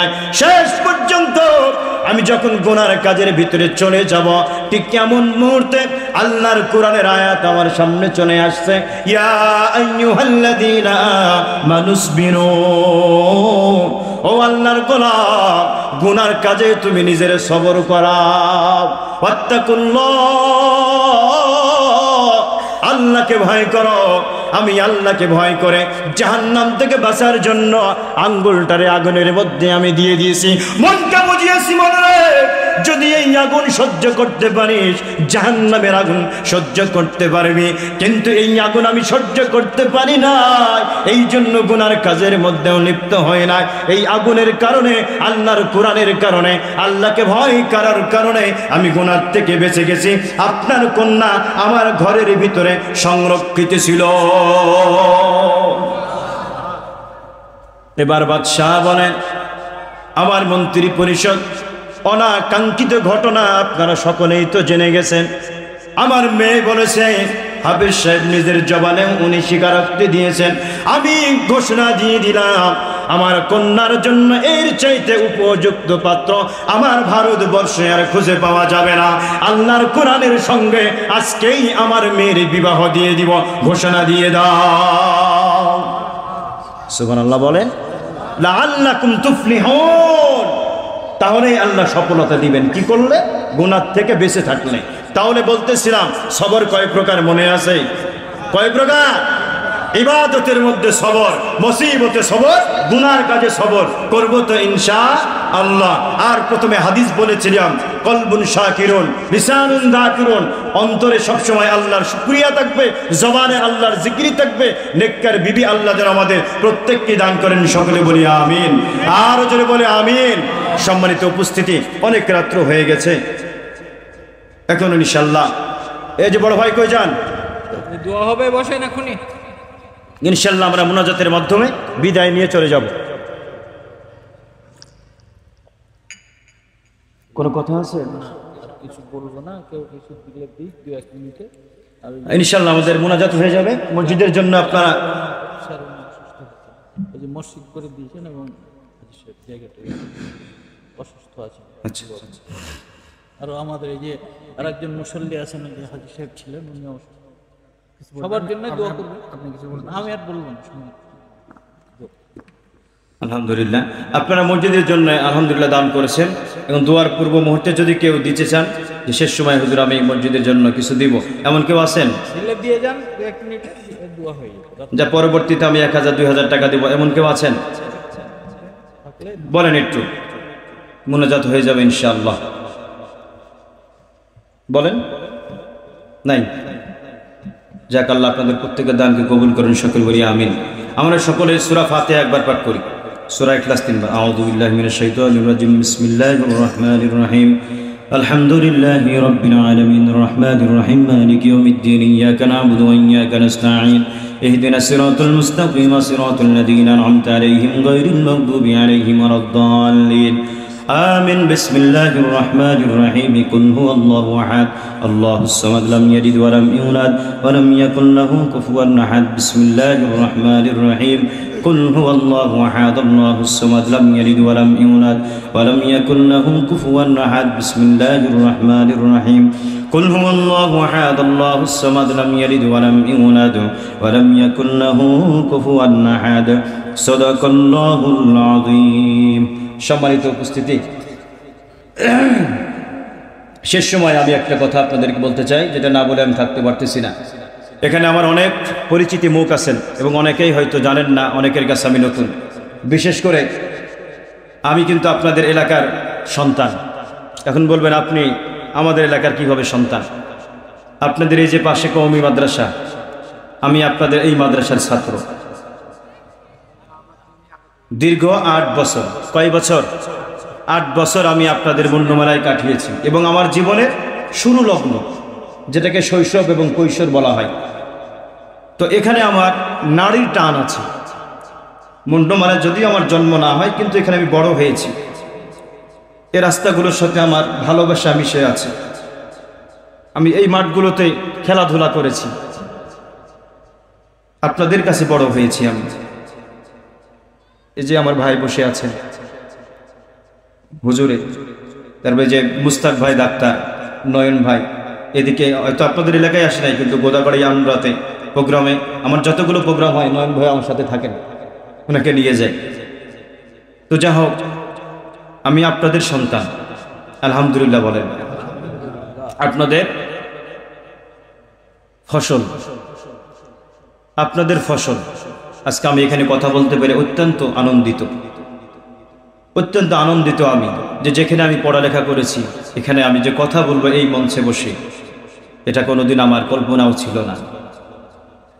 আপনারা দোয়া করেছেন, ভালোবেসেছেন, বিধায় আল্লাহ ওই জায়গায় নিয়ে গিয়েছেন। আপনাদের দোয়া এবং ভালোবাসা আমি মরণ পর্যন্ত চাই, এবং আপনাদের জন্য আমার দোয়া থাকবে, কারণ আপনারা আমাদের দোয়া পাও না। আপনাদের 5 টাকা 10 টাকা দানে এই কওমি মাদ্রাসা চলছে।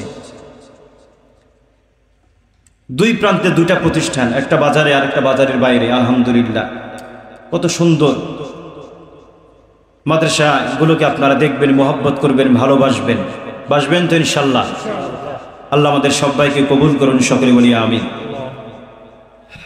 আজকে মাহফিলের সভাপতি আমার শ্রদ্ধেয় উস্তাদ, আমি ছোট মানুষ, আমি হুজুরের দোয়া চাই এবং আমি হুজুরের কাছে আবদার যেন হুজুরে আজকে মোনাজাতটা করেন।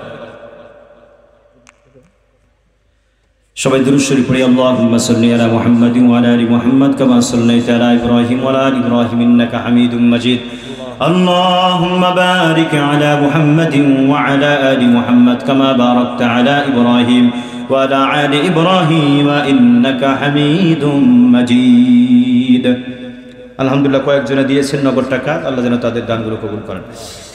আলহামদুলিল্লাহ রাব্বিল আলামিন, আসসালাতু ওয়াসসালামু আলা সাইয়্যিদিনা আশরাফিল আমবিয়াই ওয়াল মুরসালিন।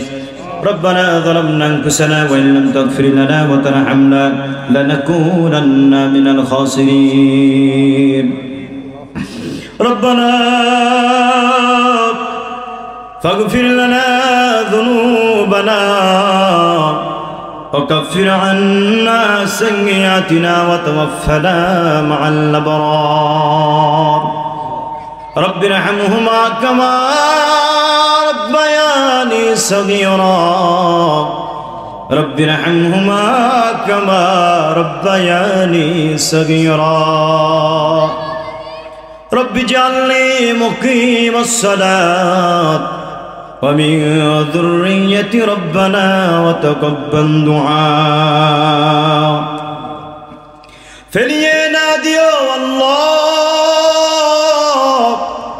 ফেলিয়ে না দিও, গুনাহ যত করেছি মোরা ক্ষমা তুমি করিও।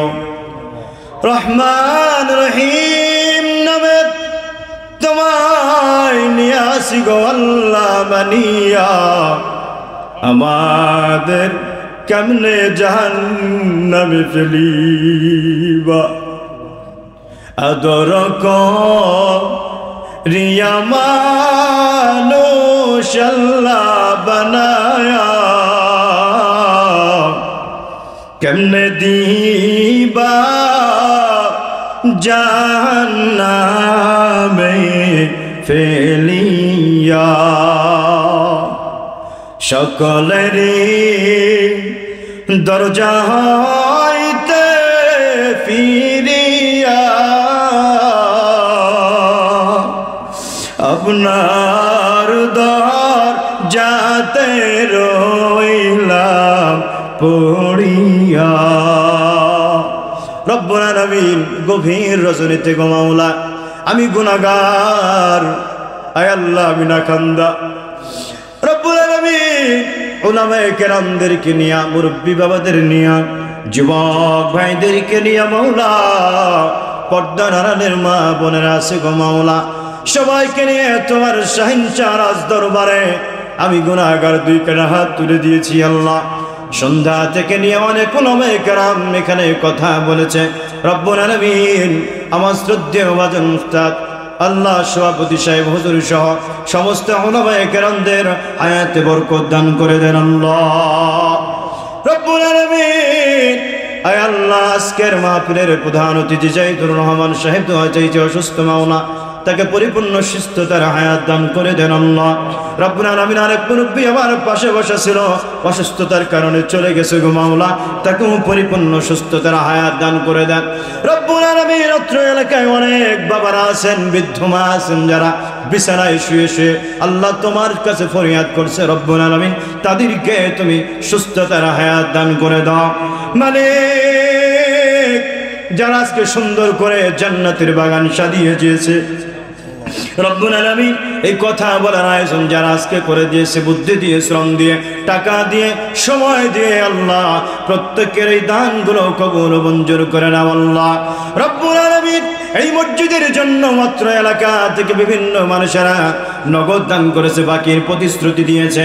রব্বুল আলামিন প্রত্যেকের দানগুলো কবুল ও মঞ্জুর করে নাও, মা বোনদের কবুল করে নাও আল্লাহ। রব্বুল আলামিন এই এলাকায় যেই প্রতিষ্ঠানগুলো আছে মাওলা, মাদ্রাসাগুলো, শিক্ষা প্রতিষ্ঠান সবগুলোকে কবুল করেন আল্লাহ রাব্বুল আলামিন।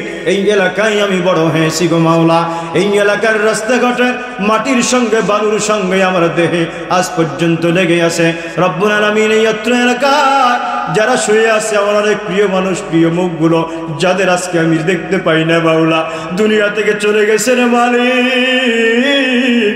আল্লাহ সবাই রে জান্নাতি বানায়া দেন রব্বুল আলামিন। বাংলাদেশকে ইসলামের জন্য কবুল করেন আল্লাহ, আল্লাহ ইসলামী হুকুমতের জন্য কবুল করেন আল্লাহ রব্বুল আলামিন, ইসলামী হুকুমতের জন্য কবুল করেন আল্লাহ রব্বুল আলামিন। আয় আল্লাহ, যারা আমাকে মহব্বত করে আমিও তাদের মহব্বত করি আল্লাহ, আপনিও তাদের মহব্বত করেন মাওলা রব্বুল আলামিন। দুনিয়ার জমিনে আমরা চিরদিন কেউ থাকতে পারবো না, একদিন না একদিন চলে যাব মাওলা।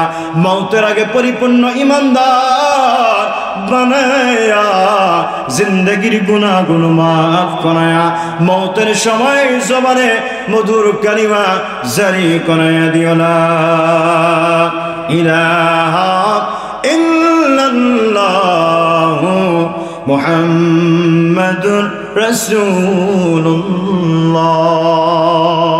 সাল্লাল্লাহু আলাইহি ওয়াসাল্লাম। আসসালামু আলাইকুম ওয়া রাহমাতুল্লাহি ওয়া বারাকাতুহু।